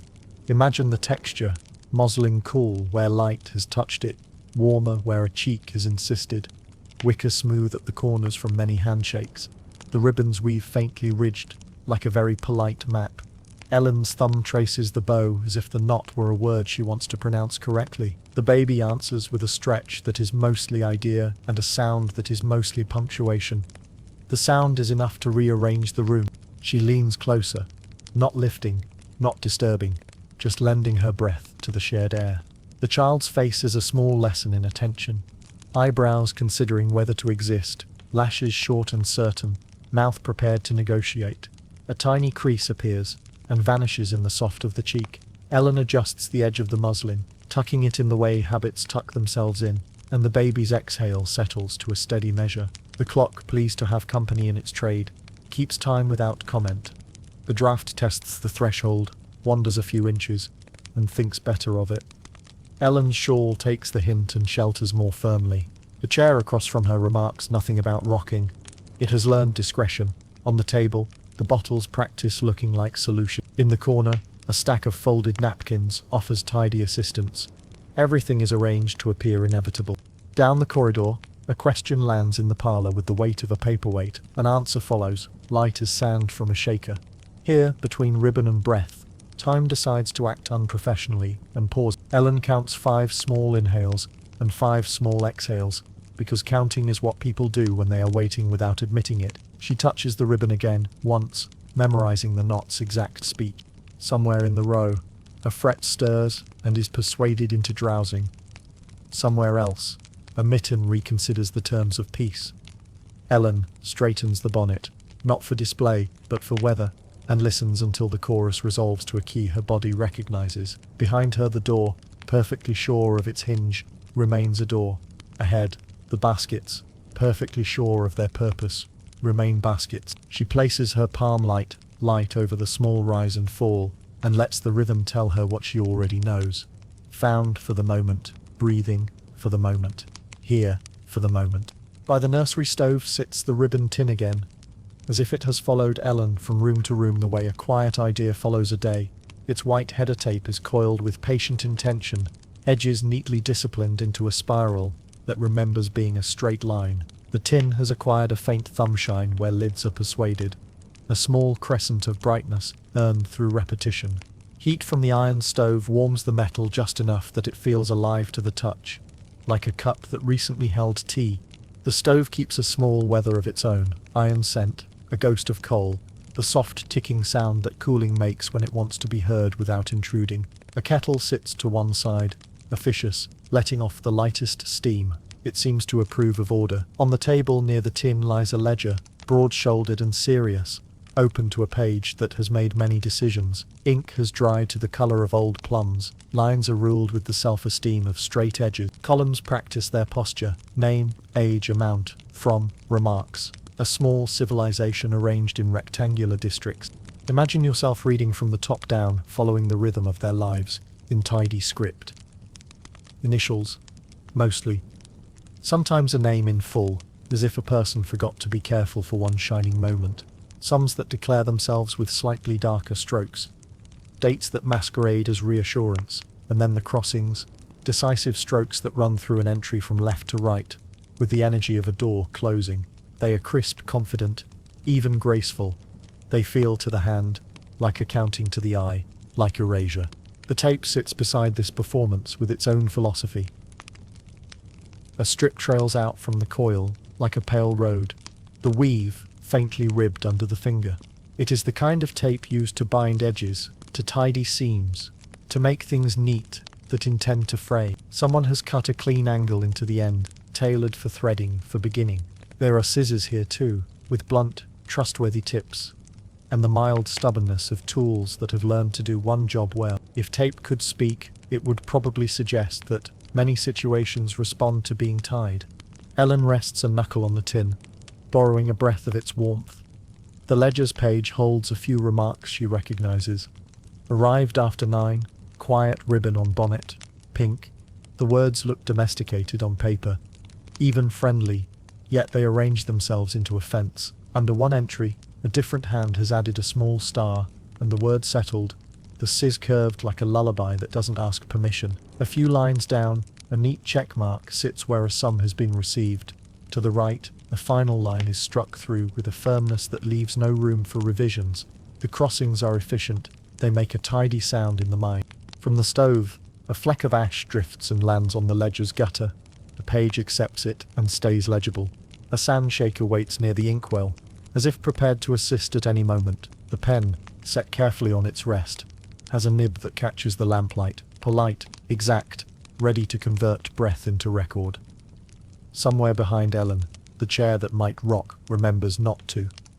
In the row of baskets, a soft exhale suggests contentment has been negotiated for now. She turns the page with care, the paper offering that faint starch whisper which implies preparedness. More names, more columns, more crossings. One entry ends not with a stroke, but with a date in a new ink and a small notation, removed country. It is a nicer phrase than many, and perhaps even true. The next line bears only initials, and a figure, and then a slash, so brisk, it seems to tidy the room. If you were to draw these marks on a map, you could almost mistake them for roads, until you remembered where they lead. The header tape, meanwhile, waits to be useful.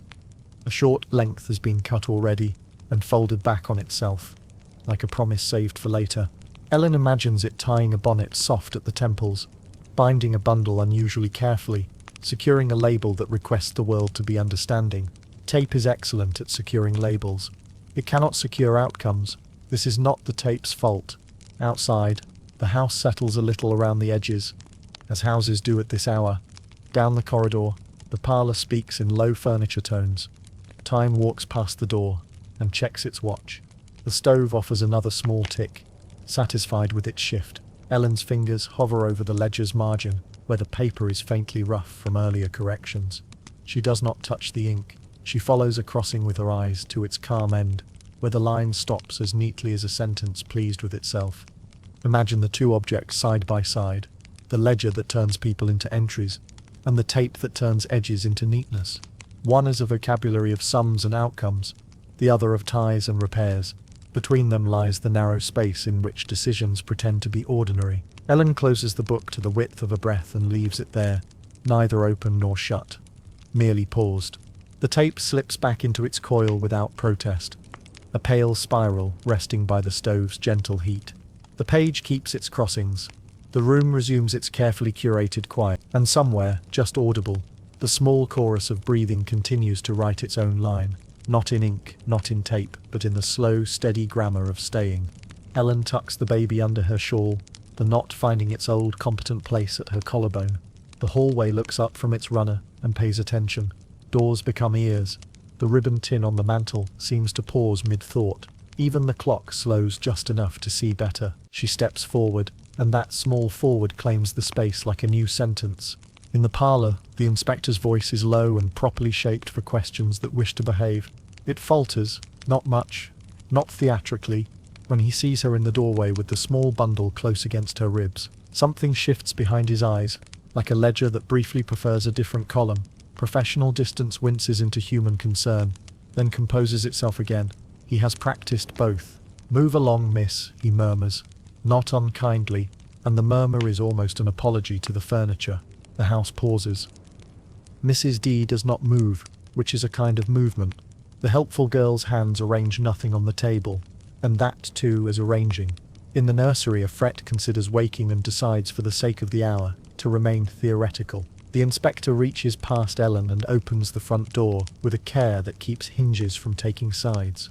Cold, wet air steps in as if it has paid rent, smelling of iron and rain, of rails and roofs, of streets that have been carefully washed by an authority larger than the parish. "Mind your footing," he adds, so softly it might be advice to himself, and shifts aside. The brass striker glints, the step scrubbed earlier into promise, accepts a new kind of mark. Outside, London is busy being damp. Gaslight trembles in its glass hives. The terrace makes a neat gutter of itself, and escorts water toward the drain with municipal dedication. Ellen's boots measure the stone, then measure it again. The baby settles, not quite asleep, conducting a private symphony of small breaths. The shawl drinks the drizzle, and grows heavier. In the honest way, wool grows heavier. Rain, which has never needed permission, signs its name on every surface, and leaves a blot for emphasis. She moves, not fast. Fast would be a noise, but steadily, as if answering a question that has been asked politely. Behind her, the inspector's silhouette remains in the doorway for the space of a breath. A dark comma in the sentence of the night. Then the door draws itself closed with professional civility. The house resumes its quiet like a book returning to its page. The lane accepts Ellen without comment. Cats, who are excellent at neutrality, withdraw their paws from puddles and pretend they preferred that plan. Acosta's barrow dozes under a tarp, dreaming about apples. 2 windows up the terrace adjust their curtains, half an inch. Enough to observe weather patterns, not enough to see people. London prefers its interest to be meteorological after midnight. At the corner, the wind has decided to practice its hat tricks.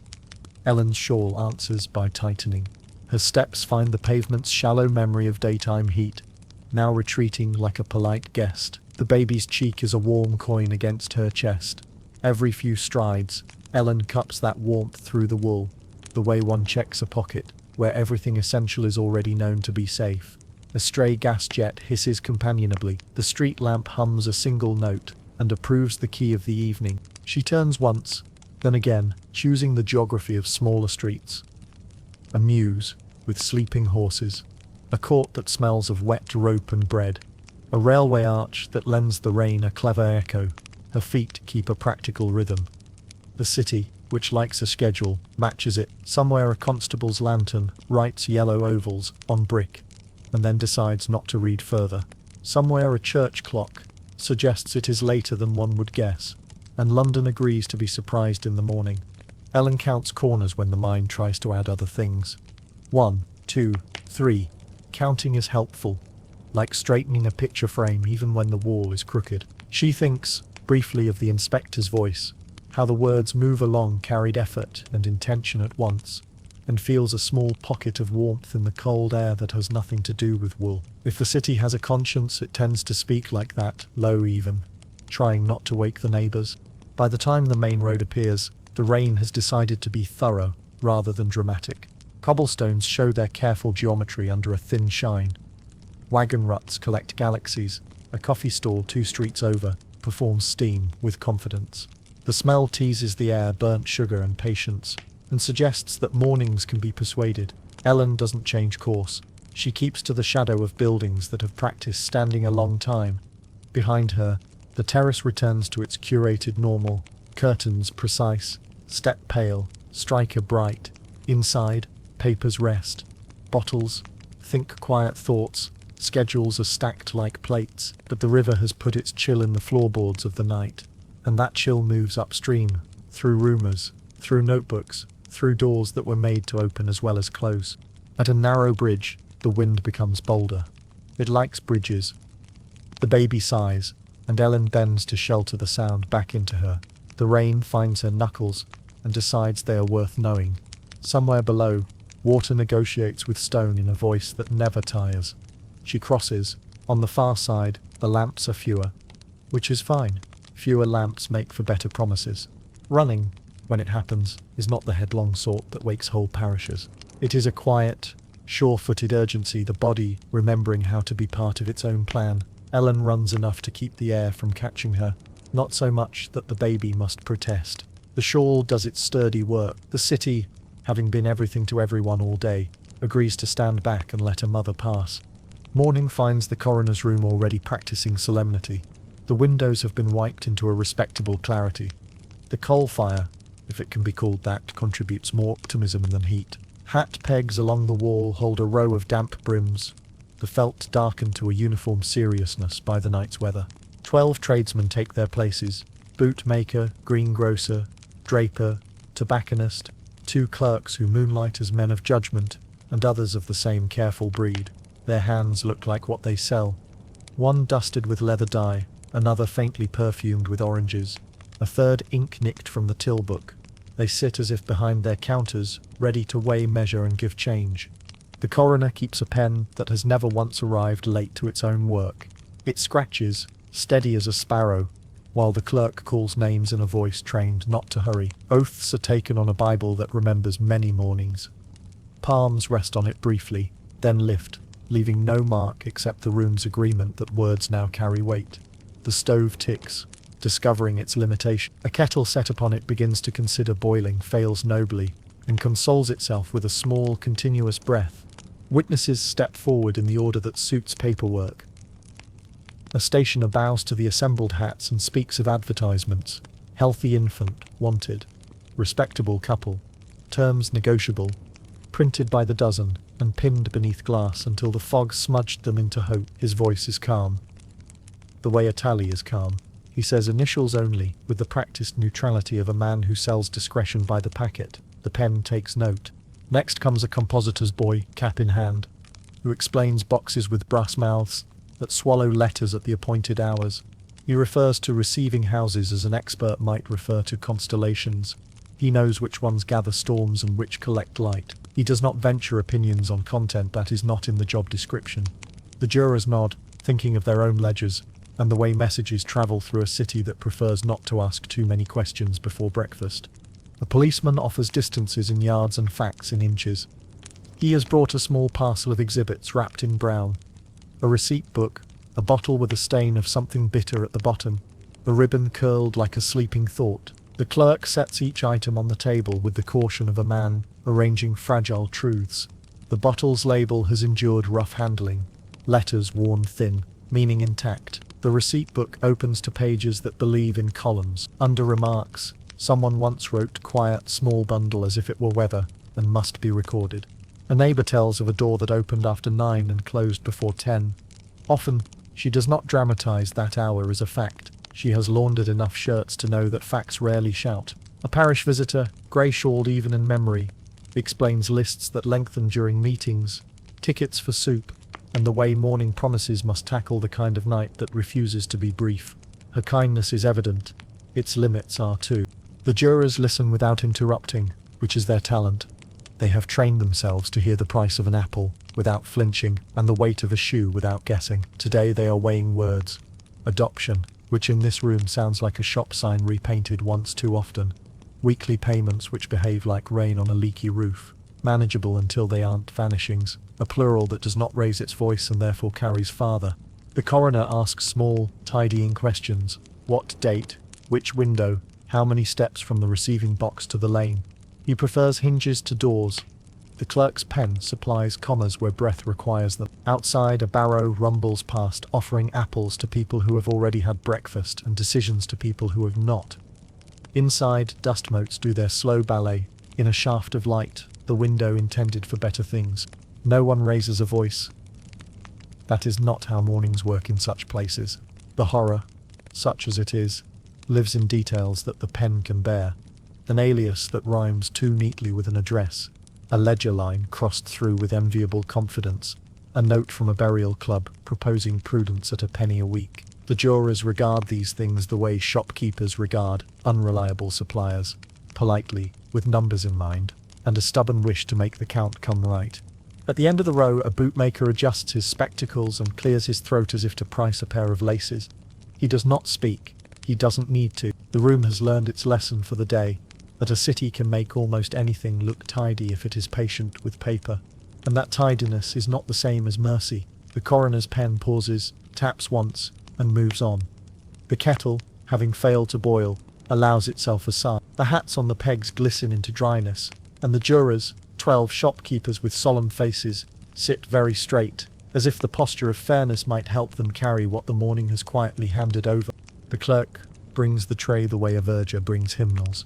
Measured steps, eyes on the line between duty and gravity. Everything is wrapped in brown paper tied with string, the city's favourite costume for truth. The knots have been done by a person who knows that twine is a kind of punctuation. He sets the tray down, and the room adjusts itself half a degree towards silence. Exhibits are presented with the ceremony of small tragedies. First, envelopes addressed to Aliases, Mrs. Harding, Mrs. Thomas, Mrs. Turner, the handwriting neat where hope had time, hurried where it did not. The clerk reads the directions aloud as if inventing a new parish. Care of, reply to initials, after 9. Each envelope bears the ghost of a thumbprint, a pale ellipse where worry rubbed smooth. He fans them briefly so the jurors can see the repetition. The repetition does most of the talking. Next comes a nurse's receipt book, cloth-backed corners darkened by handling. The coroner opens it to the place where columns did their loyal work. Name, amount, week ending, remarks. Ink has settled into a sensible brown. Figures, sit upright and behave. Under remarks a line reads ribbon on bonnet, pink. Another says quiet, small bundle, as if noting the weather for posterity. A narrow sigh moves through the room. Not quite communal, and not quite solitary, like steam from a kettle that finally chose a side, then the bottle. It is small, brown, and confident about its purpose. The cork bears the fine crescent scars of being persuaded out and reassured back. A faded chemist's label clings bravely, Laudanum in letters that once owned their serifs. When the coroner eases the cork, a thread of scent rises, spirit and poppy, medicinal and old familiar enough, that 2 jurors look, briefly as if they've remembered a cupboard from boyhood. The coroner does not pass it round. He holds it steady like a sentence with an uncomfortable middle. He notes, in that professional tone that keeps mornings from tipping over, how opiate syrups are common soothing agents, legal, cheap, available as readily as ink, most especially where milk is watered and warmth rationed. The pen, a cooperative instrument, records common, legal, cheap, dangerous in a row that looks too tidy for what it means. One juror glances toward the stove, which is attempting heat in the British style. Politely, in theory. Godfrey's cordial, the coroner adds, almost conversationally, as the clerk produces a second bottle, with the label half torn and the treacle-dark dregs clinging to the glass. Other syrups as well. He names them the way a gardener names weeds. The room, which has heard of all this before, listens anyway. It is easier, somehow, to consider danger when it arrives in ounces with instructions. The clerk unwraps a muslin square and a rubber teat, rinsed and folded with punctilious care. The square smells faintly of carbolic and something older. He places them beside the book so they can be seen in the same glance.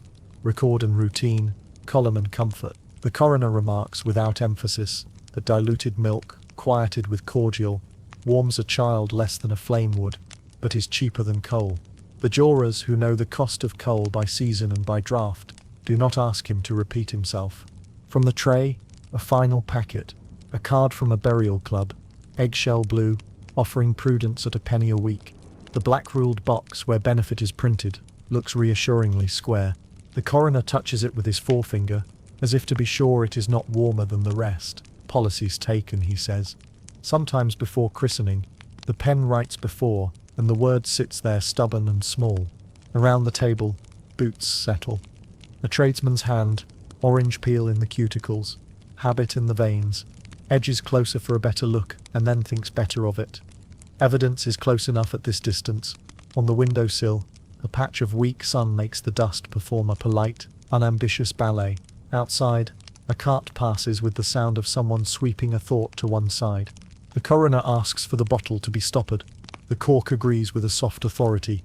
He folds the receipt book shut, with a motion that treats paper like a witness who has told the truth as far as it is able. The envelopes go back into their own little order.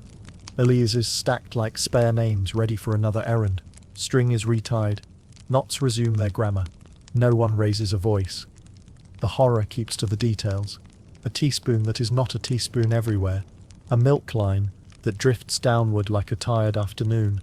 A ledger line crossed through so neatly the world might think the matter settled. The jurors are shopkeepers.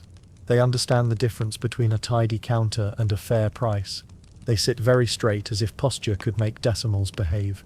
The coroner clears his throat, the softest of gavels, and the morning moves, deliberately, to its next piece of paper.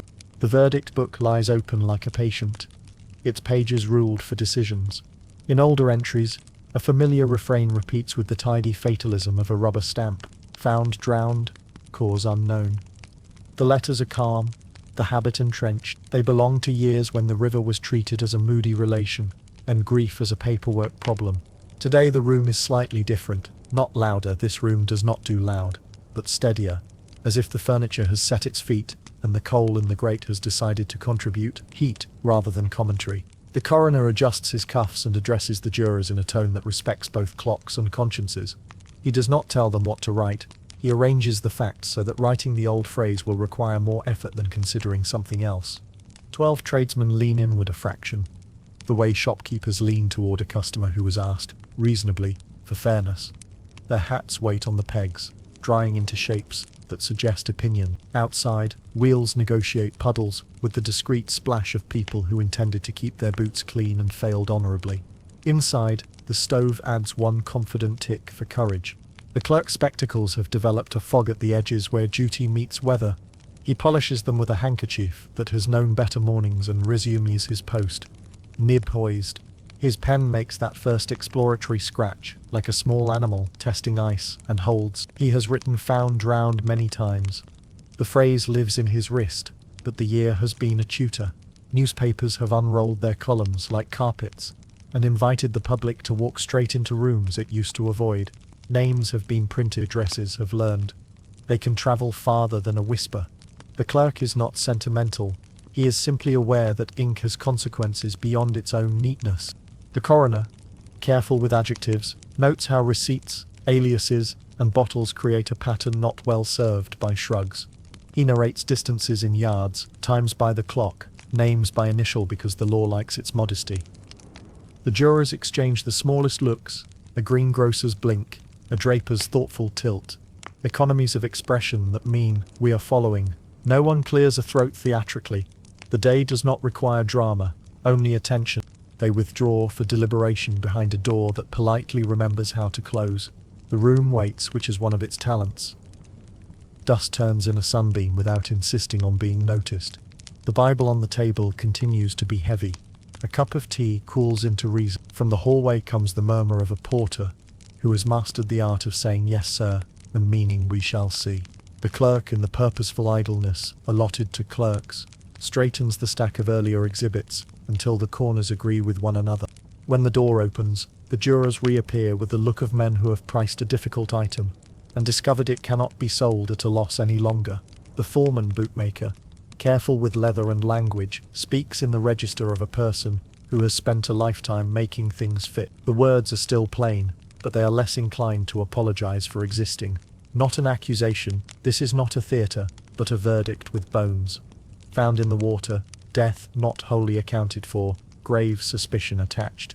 We recommend inquiry into the keeping of infants for hire. It is, by the standards of this room, a trumpet blast. By the standards of London, it is a new paragraph. The clerk adjusts his spectacles once more. The ceremony now, and writes a firmer line this time. He gives the letters their full height. He allows the capital R in recommendation an extra curl, not for flourish but for emphasis. The nib leaves a dark seam where it has pressed conviction into paper. He adds the recommendation verbatim inspection registration notice to the parish. Words that sound like furniture but move like doors. The line he draws beneath the entry is straight enough to convince the page of its own spine. No one cheers. The room does not reward itself. The coroner inclines his head, a small degree past habit. The jurors look at their hands as if surprised to find them ordinary. Outside, the rain practices restraint. Inside, the bottle with the faded label sits where it sat, and the ribbon still curls beside it, and yet their meanings have shifted a fraction, the way a picture shifts when someone corrects the tilt. You may call it symbolic, that heavier stroke of ink, but symbols are what rooms like this use when larger instruments are not immediate at hand. The clerk closes the book. The covers meet with a sound that suggests agreement rather than relief. The verdict will go to the newspaper, where it will be translated into public appetite, and to the parish, where it will be translated into committees. Neither translation is perfect. Even so, the phrase found drowned, cause unknown, so useful, so tidy, finds itself edged to the margin, where formulas go to rest when facts insist on standing. The hats reclaim their owners. The stove, encouraged by success, manages a proper glow. In the corridor, the child's shoes squeak, then grow solemn in sympathy with the doorway. The foreman clears his throat, this time to say nothing at all, and the clerk, who cannot lift weight from the dead, does the only thing he can. He writes the living's obligations in a hand that leaves no room for misreading. The Old Bailey keeps its own weather, oak dark and deliberate, with a draft that has read more indictments than most men. Morning settles over the court, in layers, the upholsterers read on the judge's bench, the pale wigs like small well-behaved clouds, the clerk's desk ship-shape, with papers that prefer to be stacked. A cry of villains travels the room, not scolding, merely reminding. Everyone already knows the rules. The reminder is part of the scenery. In the dock stands a woman with a composed face and many names. She wears one of them today, the way a person wears a borrowed shawl, competently without affection. The rail before her is polished by other hands that have learned the resting places of fear. She keeps her own hands folded, then flat, then folded again, as if testing which shape is least likely to be mistaken for confession. Counsel rises, gown gathering at the knees with the dignity of curtains. He speaks without hurry of parcels found in the river, of a wrapper with a scrawled name that rhymes too neatly with an alias, of sums taken to relieve burden. The phrase comes out smooth and lands with that small thud certain euphemisms make when they remember their subjects. He produces a receipt book that has never lost an argument with a column, and a bottle with a polite dark residue the court pretends not to recognize too quickly. The judge, whose face belongs to the complicated family of patients, inclines his head 1 degree. The jurors sit as shopkeepers sit upright, attentive, slightly protective of their pockets. The foreman looks at the witness box the way a sensible man looks at a new scale. Curious, cautious, prepared to be fair. The usher administers oaths with the tidy elegance of a person who respects both the Bible and the schedule. The shorthand writer makes a soft, continuous scratch. Pencils always sound industrious when they know they will be printed before tea. On the press bench, reporters confer with the ceremonial gravity of men exchanging weather, except the forecast is for headlines. A sketch artist outlines a jaw, a bonnet, the line of a hand, resting on oak. His pencil pauses a fraction longer at the eyes. Pencils have their own instincts. A junior barrister whispers a Latin tag to himself, and then wisely abandons it. Latin enjoys courtrooms. Courtrooms are learning to do without. Outside, the yard draws a wider crowd than is strictly sensible for a weekday. Curiosity is a civic duty here. It wears shawls and hats and the kind of expressions people practice at windows. A hawker sells oranges with the air of a man confident in vitamin C and gossip. A boy flicks through a special edition, headline still damp, the letters blurring agreeably into rumour. Farther off, St. Sepulchre's bell tries a single note and decides not to meddle. Newgate's old stones nearby remember more than anyone has asked them, which is one of the advantages of being stone. Back inside, counsel for the Crown continues the careful architecture of a case. Witnesses arrive in useful sequence. A post office clerk who has a map where others have a memory. A constable who prefers distances to adjectives. A neighbour with Saturdays marked in her voice. Each places a small plank across a stream. The jury steps as invited. The notorious woman in the dock turns as needed, not often, never hurried. She meets questions as a good umbrella meets weather, accepting, not inviting. Defence rises. His wig sits like a well-tended shrub atop a garden of reasoning. He asks whether parcels carry their own guilt, whether wrappers can be trusted to tell the truth after a night in water, whether a bottle's label is not a little too pleased with itself. He speaks of mothers who mean well and arithmetic that does not. He has a light with figures and a dark with sentiment, and he keeps both where the jury can see. The calm inside the court appreciates form. It is less swayed by flourish. The clerk reads the charges as if reading an inventory, count by count, word by careful word, feloniously, unlawfully, with intent. The words are old enough to have shed their drama. They pass through the room like furniture being moved to the wall. Heard, considered, made space for. From the gallery comes the tiny collective sound of people remembering not to breathe too loudly. A draft explores the well of the court and finds the witness box colder than the rest. The judge's pen makes a neat note and adds a small self-possessed full stop. The notorious woman adjusts her cuff No tremor, no theatre, simply the human claim to fabric behaving. Somewhere behind the dock, a warder coughs into his glove with the discretion of a man who has timed coughs for years. The Old Bailey calm is not indifference. It is the city's way of holding still while facts attempt to land. The law, which enjoys its verbs precise, will move at exactly the pace of its verbs. Outside, the crowd leans forward as one organism. Inside, the jury leans inward by individual degrees. Counsel speaks of money paid to relieve burden, and the phrase sits on the oak like a weight that measures itself. The court records, the pencils oblige. The air rearranges itself around the shape of consequence. When the hour breaks, it does so moderately. The judge removes his spectacles, as if to let them rest from seeing. The usher calls adjourned in a tone that suggests lunch can be moral, if eaten quietly. People stand in the customary order, from most certain of their footing to least. The notorious woman remains in the dock until the warder indicates the ordinary choreography. Outside, the yard's weather resumes with interest. Inside, the calm gathers its papers, smooths their edges, and prepares to continue the measured work of turning testimony into the kind of truth the city will accept.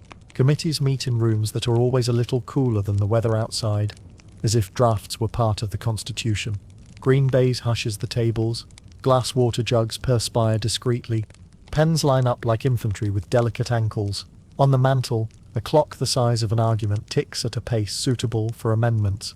The air smells of paper, wool, rain steam from overcoats, and the faint iron tang of ink that means to be permanent. Pamphlets arrive before the tea. They always do. Pamphleteers have learned that a hot pot makes arguments friendlier. Their titles are modestly indignant. On the protection of infant life, against the traffic in the young, a plea for inspection. The pages are thin enough to be economical and thick enough to hold opinion. Margins bloom with statistics, footnotes, and the occasional italics that believes in itself. Someone has underlined a sentence twice. Never a good sign for the sentence. One pamphlet points to the Infant Life Protection Act of 1872, tapping it with a forefinger that has met many ledgers. Too narrow, it says in polite type. Too toothless. The language of acts is careful. The language of pamphlets is merely tidy. The old statute, it reminds the room, concerned itself chiefly with the taking of very small infants for hire, in certain numbers, for more than a day at a time. It asked the keepers of such children to present themselves to authority if they wished. It entrusted inspection to arrangements that could be optional, local, and if one were so inclined, patient to the point of sleep. You can feel the committee nod. Britain's favourite way of agreeing that something may have been both sensible and insufficient. On the table a draft bill lies with its corners weighted by inkwells, as if the words might otherwise wander off. The draft is newer, weathered only by conversation.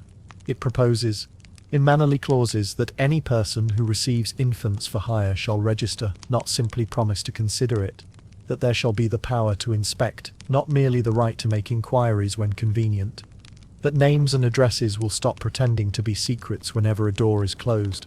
The year 1897 glows from the header like a fresh shilling. A member coughs the cough of agreement without surrender. Another notes that a statute cannot resurrect a child. The room, to its credit, does not argue. Still, the draft suggests, a statute can open doors without knocking. Imagine the scene at a slower pace. A chairman with spectacles balanced like a punctuation mark. A secretary taking minutes that will outlive the tea. A visiting matron from a lying-in charity explaining in courteous sentences what a visit unannounced can accomplish that. A visit arranged never has. The matron produces a small notebook, with corners softened by usage, addresses tidy, infants, counted, remarks realistic. She speaks of watered milk, rooms that borrow their respectability from a freshly scrubbed step, and ledgers that do not cry. She is not dramatic, she is convincing. Opposite her, a gentleman with a fondness for commas proposes a phrase: persons taking charge of infants for hire shall be subject to registration and inspection at such times as may be deemed necessary, and the clerk, who has kept better verbs in his pocket for years, rescues the sentence from its own furniture. Acts enjoy being improved by clerks. It gives everyone confidence. Through the window, the city demonstrates relevance. A nursemaid shepherds a pram through mild rain. A postboy trots past with a leather bag that already knows too much. A paper seller lifts a headline, promised to the crowd before the ink has quite decided to dry. Inside, someone sets the draft beside the old statute, the way a bootmaker puts a new last next to one that wore too many seasons.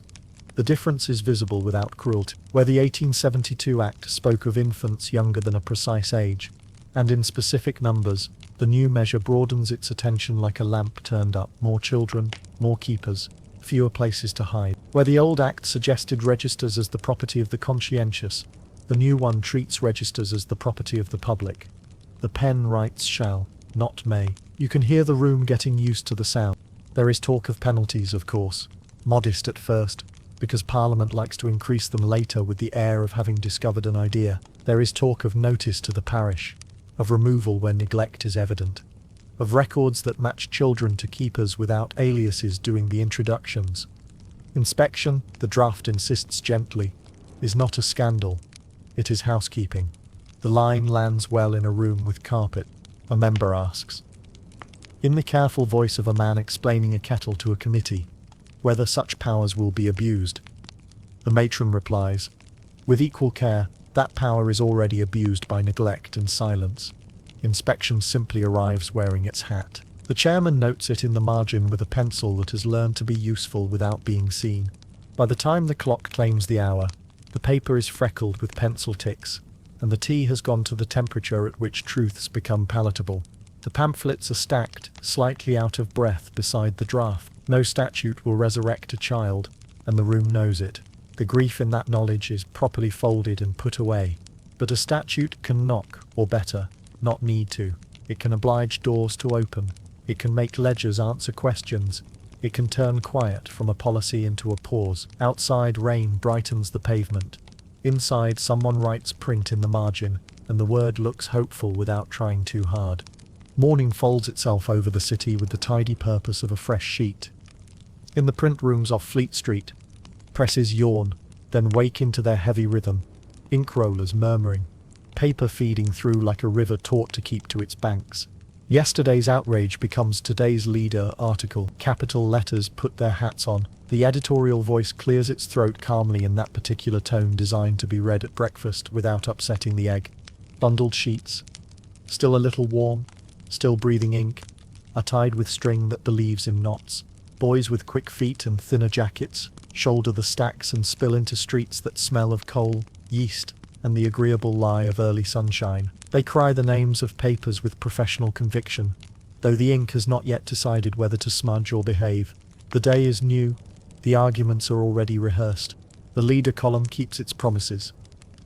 It calls for trained inspectors, not the sort who arrive by invitation after the good china has been set out, but those who can enter where quiet has been curated into policy. It suggests ledgers that may be opened without ceremony, rooms visited without preface, answers written down where answers have preferred to remain conversational. A paragraph, pleased with its own posture, proposes the banning of opiated cordials in nursery use, Godfrey's soothing syrups, the polite bottles that turn nights into sleep and questions into silence. There is talk of temperance for infants, a sentence that almost smiles at itself and then decides not to. Another column, serious even when kind, asks for parish relief less cruel than its reputation. It speaks of registers managed without humiliation, of help that does not make a spectacle of need, of the cost of coal compared with the price of a child's quiet. The comparison behaves well in print. Numbers enjoy being seen in columns, where they can keep their distance and still agree. Imagine the paper moving outward, the way sound moves when the bell at sepulchres tries a single note. Coffee stalls first, where steam writes its own headlines, then barbers' shops, where opinions are trimmed and left sweeping the floor, then tram seats and omnibus tops, where hats read and pretend not to. A copy leans against a loaf in a baker's window, primly upright. Another lies on a counter where oranges and outrage make an interesting still life. In the chambers off Chancery Lane, a clerk reads the last paragraph first, as clerks do, to see if any action is required before lunch. The editorial voice, seasoned by years of explaining the world to the world, is careful. It does not shout. It petitions. It arranges facts in a hallway and invites readers to walk through. It remembers names without printing all of them. It pronounces acts by their full titles, like relatives who must be respected even when they are dull. And it keeps returning to the soft hinge of the matter, Inspection, registration, relief that acknowledges winter. By the second cup of tea, the city has made up its mind to agree. In principle. Agreement is the least expensive of civic virtues. A matron at a lying-in charity marks a passage with her thumbnail and plans a letter. A churchwarden wonders, privately, whether the vestry room can accommodate more blankets than minutes. A chemist moves 2 brown bottles to a higher shelf and writes a note to his supplier in a hand that looks like caution. Ink dries more quickly than habits change, but the paper crinkles into pockets and underarms, and a few phrases begin their quiet migration into conversation. Trained inspectors, no opiates in the nursery, relief without disgrace. They sound almost domestic by noon, which is how new ideas prefer to travel. Even the city's cynicism, that useful bracing breeze, is a degree gentler today. It will return to full strength tomorrow. It usually does. Ellen reads none of it. The paper that matters to her is the rise and fall beneath her palm. She is learning how to breathe again, slowly, with the steadiness required by wool made damp overnight. The room where she sits smells of wet shawl, a little bread, and the honest human scent of a baby who has decided to remain. Outside, somewhere not far, a newsboy calls a headline designed to carry. It arrives at her window as a softened shape and moves on, as weather does. She counts breaths, not to measure progress, only to keep company. 1, 2, a pause, another 2. Like ocean on a very small shore. The second day's arguments could be helpful. They could even be right. But arguments have their own clocks, and infants have others. She straightens the ribbon on the bonnet, more for order than necessity, and listens for the hum that means sleeping will last long enough to warm the tea. Policies will be printed again tomorrow. For now, the quiet is not curated. It is earned. The city rearranges its paragraphs outside. Inside, a mother and a child practice the plainest discipline there is, the rhythm of their lives, restored, one measured breath at a time. Dawn folds itself over the square with a discretion that would suit a librarian. The chapel door opens on hinges that have rehearsed good manners for decades, and a wash of beeswax and stone-cool air greets Ellen with the kind of welcome buildings offer when they mean to help without asking questions. Candles keep their small, disciplined flames. The morning light finds the varnish on pew ends and lifts it a shade toward honey. A matron meets her at the threshold. Wool dress, keys that keep their conversation to a minimum, face arranged in the calm that makes other people remember how to breathe. Bench, first, she says, as if introducing an old friend. She shows Ellen a seat near the pillar, where drafts have been trained not to trouble newcomers.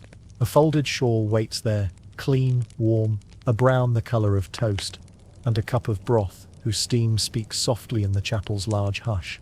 The matron does not ask for Ellen's shame. She asks for the child's name, and writes it clearly. The pen's nib rests a heartbeat on the paper before it begins, then moves with a gentle authority that has seen far worse handwriting and made peace with all of it.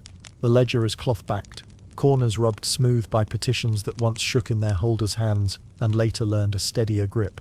Name of child, name of mother, address.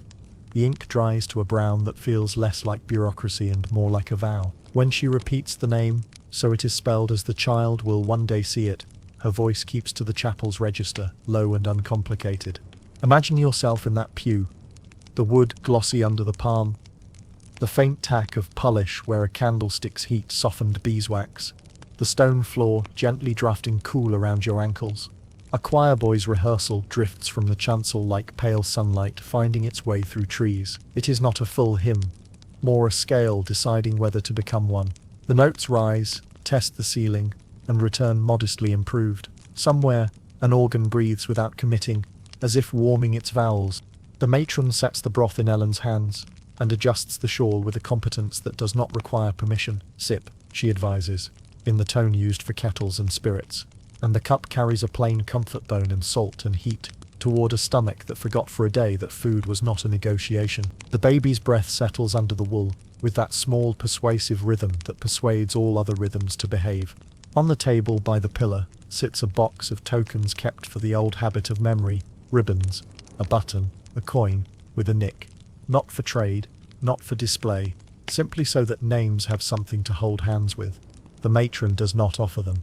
She lets them be. This house has learned the difference between what must be taken and what must wait to be given.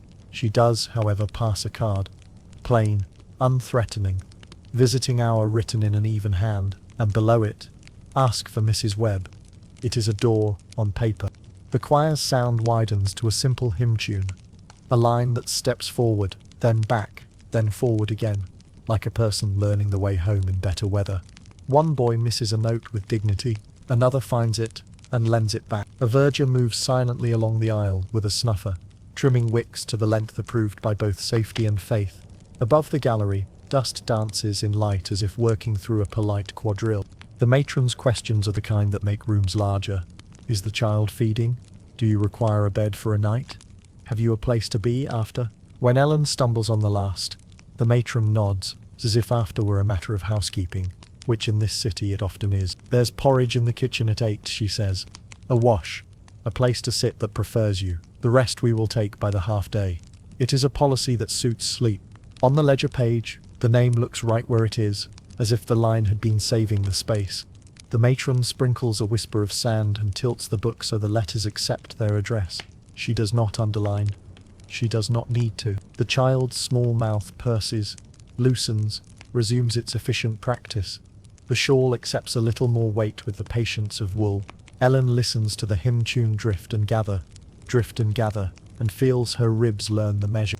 Outside, the city arranges the day, bread carts, damp newspapers, a postboy with opinions about pace. Inside, the chapel keeps its echo soft. You may come tomorrow, the matron says, writing the word tomorrow on a slip, as if it were a perfectly ordinary appointment, which, in this room, it is allowed to be. She tucks the slip into Ellen's glove, not in case she forgets, but in case someone else asks. The choir finds its final note with modest satisfaction. A bell somewhere bargains with the hour and agrees. The broth cools to drinkable. The ledger dries. The shawl does the uncomplicated work of warmth. No one asks for the past to put on a costume. The present is enough. A bench that keeps secrets. A pen that writes names clearly. Pale sunlight with a tune in it. And a door that will open again at the same time tomorrow without knocking. The sewing room keeps a weather of its own, warm from bodies and kettles. Cool along the floor where stone remembers dawn. Needles glint in a modest constellation under a long window. A matron sets a basket of plain work on the table. Baby shirts half-hemmed, caps that need ties, squares of flannel waiting for tidy corners. Piece rate or ration ticket, she says in the voice of a woman who has never quarrelled with a thimble. Either keeps you both where you are. Ellen takes a seat near the end of the trestle, where the draft is least ambitious. The baby settles against her collarbone, a small, persuasive weight, and breathes in a rhythm that suggests metronomes learned everything from children. A warm loaf cools on the sill, set there by a kitchen maid who trusts air with the final minute. The room smells of soap, starch, and yeast, 3 ways of persuading the world to behave. Plain sewing is a conversation, needle in, needle out, thread agreeing to be sensible. Ellen threads, knots, and begins. A steady backstitch that keeps its opinions to itself. The linen is honest cloth, uninteresting in the best way. The thimble taps a small beat on the table's edge, like rain that has decided to mind its manners. On her left, a girl sorts folded shirts into sizes with the concentration of a librarian. On her right, an older woman is in treaty with a stubborn hem, and wins in the end without triumph. Work here has the courtesy of being solvable. A ledger lies open at the far corner, its columns pleased with their own posture. Bread, tea, coal, soap. The entries march along their lines with the confidence of things that will be distributed by tea time. The same hand that writes these rations writes no vanishings, no removed, no frightened arithmetic. It records loaves in halves, not children in initials. The clerk draws a small tick by Ellen's name as a cap tie is finished, and passes a token across. Thin card, one neat hole, punched, the shape of a promise in pocket size. The baby shifts, considers a fuss, and chooses better employment. Breath in, breath out, the quiet bellows of content. Each exhale warms the hollow at Ellen's shoulder. A private climate. She eases the ribbon on a bonnet to equal lengths, trims both with the economy learned on other nights, and places the finished bow in the basket of done. There is a small, satisfying sound when work joins its pile.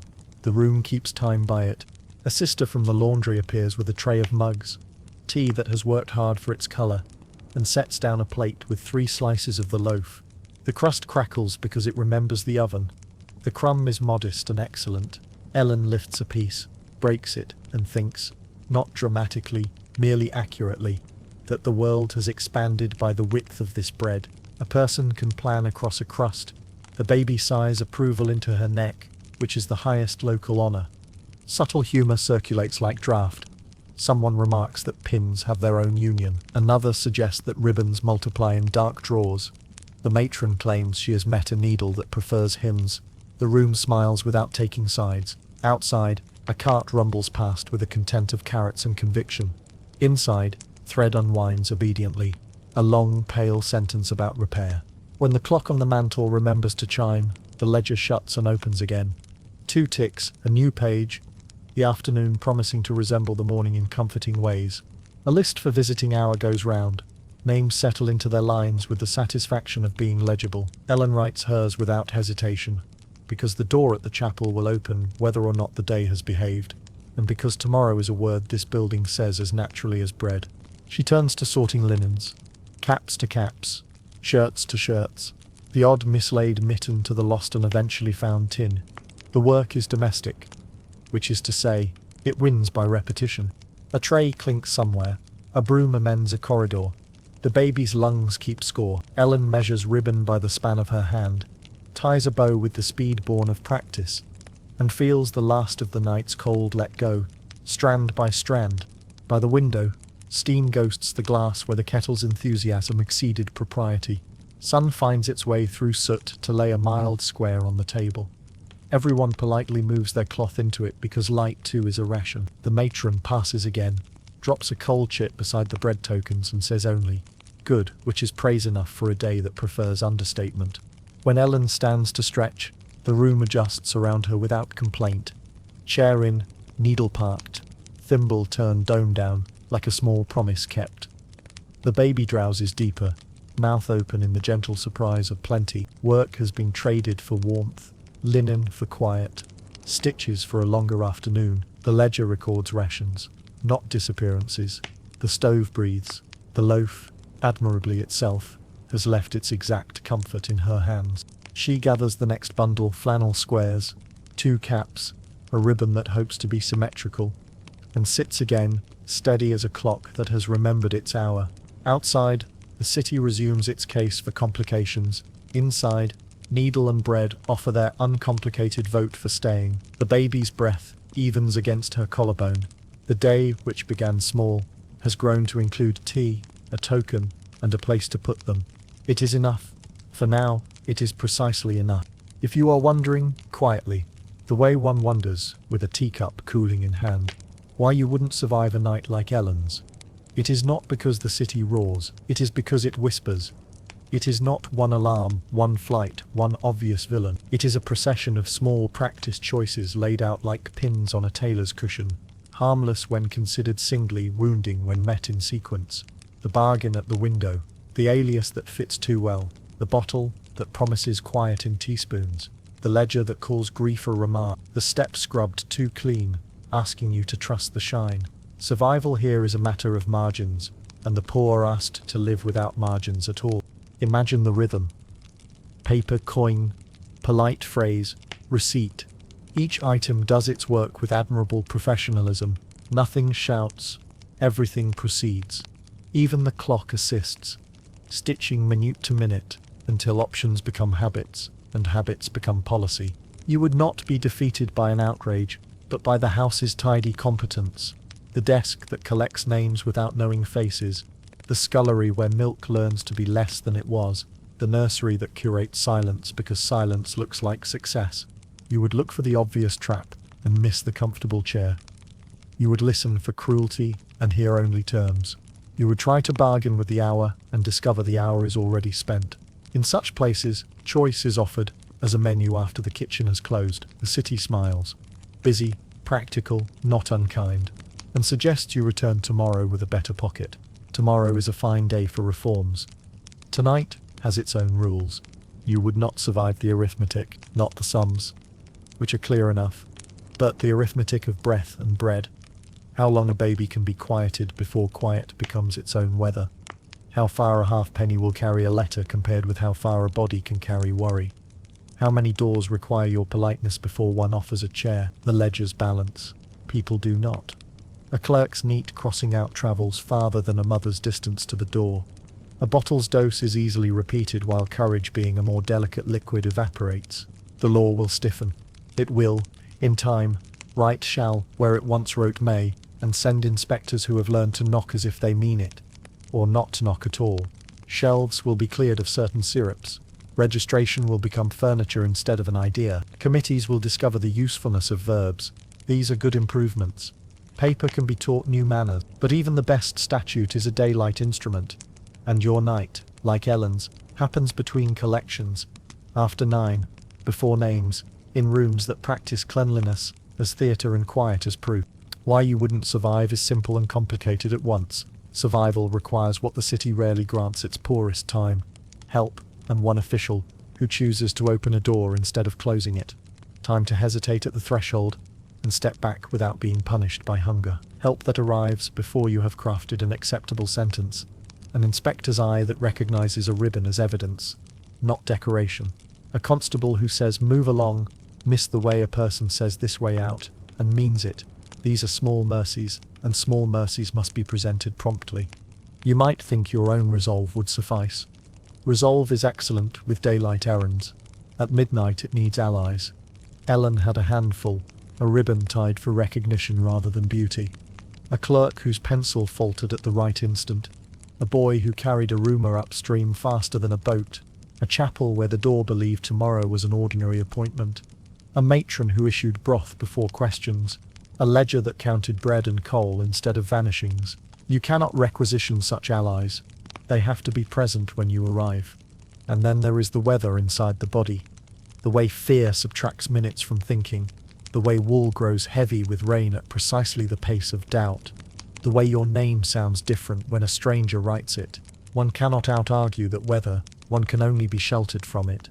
Briefly by a voice that keeps its kindness near the surface, and a hand that finds the latch in the dark. So, why you wouldn't survive? Because you would be asked, politely and repeatedly, to be smaller than your circumstance, and politeness is tiring, because the night prefers systems to stories, and your story would require more time than the system allows, because the city, efficient and busy, would keep moving unless someone, one person with a key, a pencil, or a will, paused and held space for you to pass through. Ellen passed through. Barely. Not with triumph, only with breath. The house remained. The rain improved. The city rearranged its paragraphs. The law began its long, useful sentences. But on that wet night, survival looked like a door opened just wide enough, and a voice, tired, official, human, saying "go now," and you, if you were wise, would. And so, our long night in Victorian London's quieter shadows draws gently to its end. We began at a newsagent's window with a penny paper promise, inked respectability pinned behind glass. Where Ellen stood counting coins and courage, we watched a compositor's boy vanish into the fog with her letter. We heard Aliases, Mrs. Harding, Mrs. Thomas, Mrs. Turner arrive like borrowed shawls. A reply came. After 9, and a narrow staircase over a singing alehouse carried us to rooms that claimed to be safe because they were starched. We sat at a table where copperplate pretended to be kindness. Adoption, the heading said, while a soft voice spoke of country air, of rest, of never. The pen's nib bit the paper. The clock ticked like a treadle. Then the brougham door closed, and London slid past in wet panes and horse breath. A few turns, and the familiar graciously excused itself. We arrived at a step scrubbed too clean, a brass striker shining like confidence. The curtains, white to the point of insistence, promised what the rooms could not. Inside, the housekeeper's inventory was tidy and brisk. Name, fee, remarks. Under remarks a neat hand wrote quiet small bundle, as if weather were all that mattered. In the scullery, the jug and the pail performed their economy, milk and water negotiating into pallor, while little brown bottles on a shelf stood like a choir that knew only lullabies. We learned the house's liturgy. They settle, said gently, as if quiet were the only measure of care. We felt the hush that had been taught to pass for peace. Paper did its part. A printed receipt waited for a signature. A drawer offered burial club policies with respectable borders. Sensible, the room called them, and the word turned cool in the mouth. No further contact necessary. Arrived as balm and landed as ice. It would have been easy then to freeze in place. Downriver, morning tugged at a parcel by the weir. A wrapper offered a name it shouldn't, rhyming too neatly with an alias in a stack upstairs. Rumour ran faster than ink. A label that should not be there found ears that would not forget. We felt the door thud at midnight with official certainty, the inspector's notebook opening like a small, deliberate window. In their presence, those tidy curtains looked theatrical. The questions were quiet, and the quiet did most of the work. And while the parlour practiced civility, Ellen moved along the corridor and opened the second door. Wicker baskets, too few blankets, the faint, irregular chorus of breath. A pink ribbon, small as a thumb joint, waited where she had tied it. She leaned in, not to lift, only to lend her breath, and the baby's small weather settled to a steadier key. By the stove, the ribbon tin and the ledger sat side by side, the tape to tidy, the line to cross out, and it was difficult not to see how both could erase. Then came the choice. The inspector's gaze shifted. Professional distance winced into human concern. "Move along, miss," he murmured, not unkindly, and opened the door to wet air that smelled of iron and rain. The city, busy being damp, allowed a mother to pass. Feet measured stone. Wool grew heavy. A bridge counted the wind. She crossed. Daylight did not solve everything. It rarely does. But it moved certain pieces. The coroner's room turned its careful face to ledgers and bottles. Shopkeepers on a jury weighed words without raising their voices. Found, drowned, cause unknown. Lost a little of its confidence. At the Old Bailey, counsel spoke of parcels, of money taken to relieve burden, of wrappers and receipts. The calm inside the court held still, while consequences found a place to land. In committee rooms with cool drafts and warm tea, acts went from may to shall. Registration, inspection, doors that could be opened without knocking. Newspapers on their second day asked for inspectors trained to arrive before the china was set out, for parish relief kinder than its reputation, for cordials to be kept off nursery shelves. And somewhere away from the headlines, a chapel's ledger wrote a child's name clearly. A matron set broth in Ellen's hands, a shawl on her shoulders, and did not ask for shame. A sewing room offered plain work, and a loaf cooling on the sill. A ledger there recorded bread and coal, not vanishings. The baby's breath evened against Ellen's collarbone. The world expanded by the width of that loaf. If you're still awake with us, and it's perfectly all right if you are not, notice how the night did its work. No grand villainy, only the procession of practiced choices that asked a mother to be smaller than her circumstances. Survival required what the city rarely grants its poorest: time to hesitate, help that arrives before the sentence is finished, and one official who opened a door instead of closing it. The law would stiffen, the inspectors would come, shelves would be rearranged. But on that wet night, it came down to a ribbon tied for recognition, a quiet question asked at the right hinge, a voice that said go now and meant this way out. So, as our slow walk through this history comes to rest, let your own breath be the last ledger you consult. Steady in and gently out. Let the scrubbed step, the brown bottles, the polished striker, the ribbon tin, the lamp at the chapel, and the warm loaf fold themselves back into the soft part of memory. You can carry them without weight. They will not wake you unless you ask. If Ellen's night has left a small echo in your thoughts, you'll find more quiet wanderings here. Other corners of Victorian London where the ordinary was asked to bear more than its share. We keep the pace unhurried, the humour dry, and the details soft enough for sleep. When you're ready for another gentle journey, tap into our next story. If you haven't yet, subscribing and ringing the bell will make sure you never miss a slow, soothing hour. And if you'd like, share in the comments the moment that stayed with you and where you're listening from tonight. For now, let the room darken by degrees.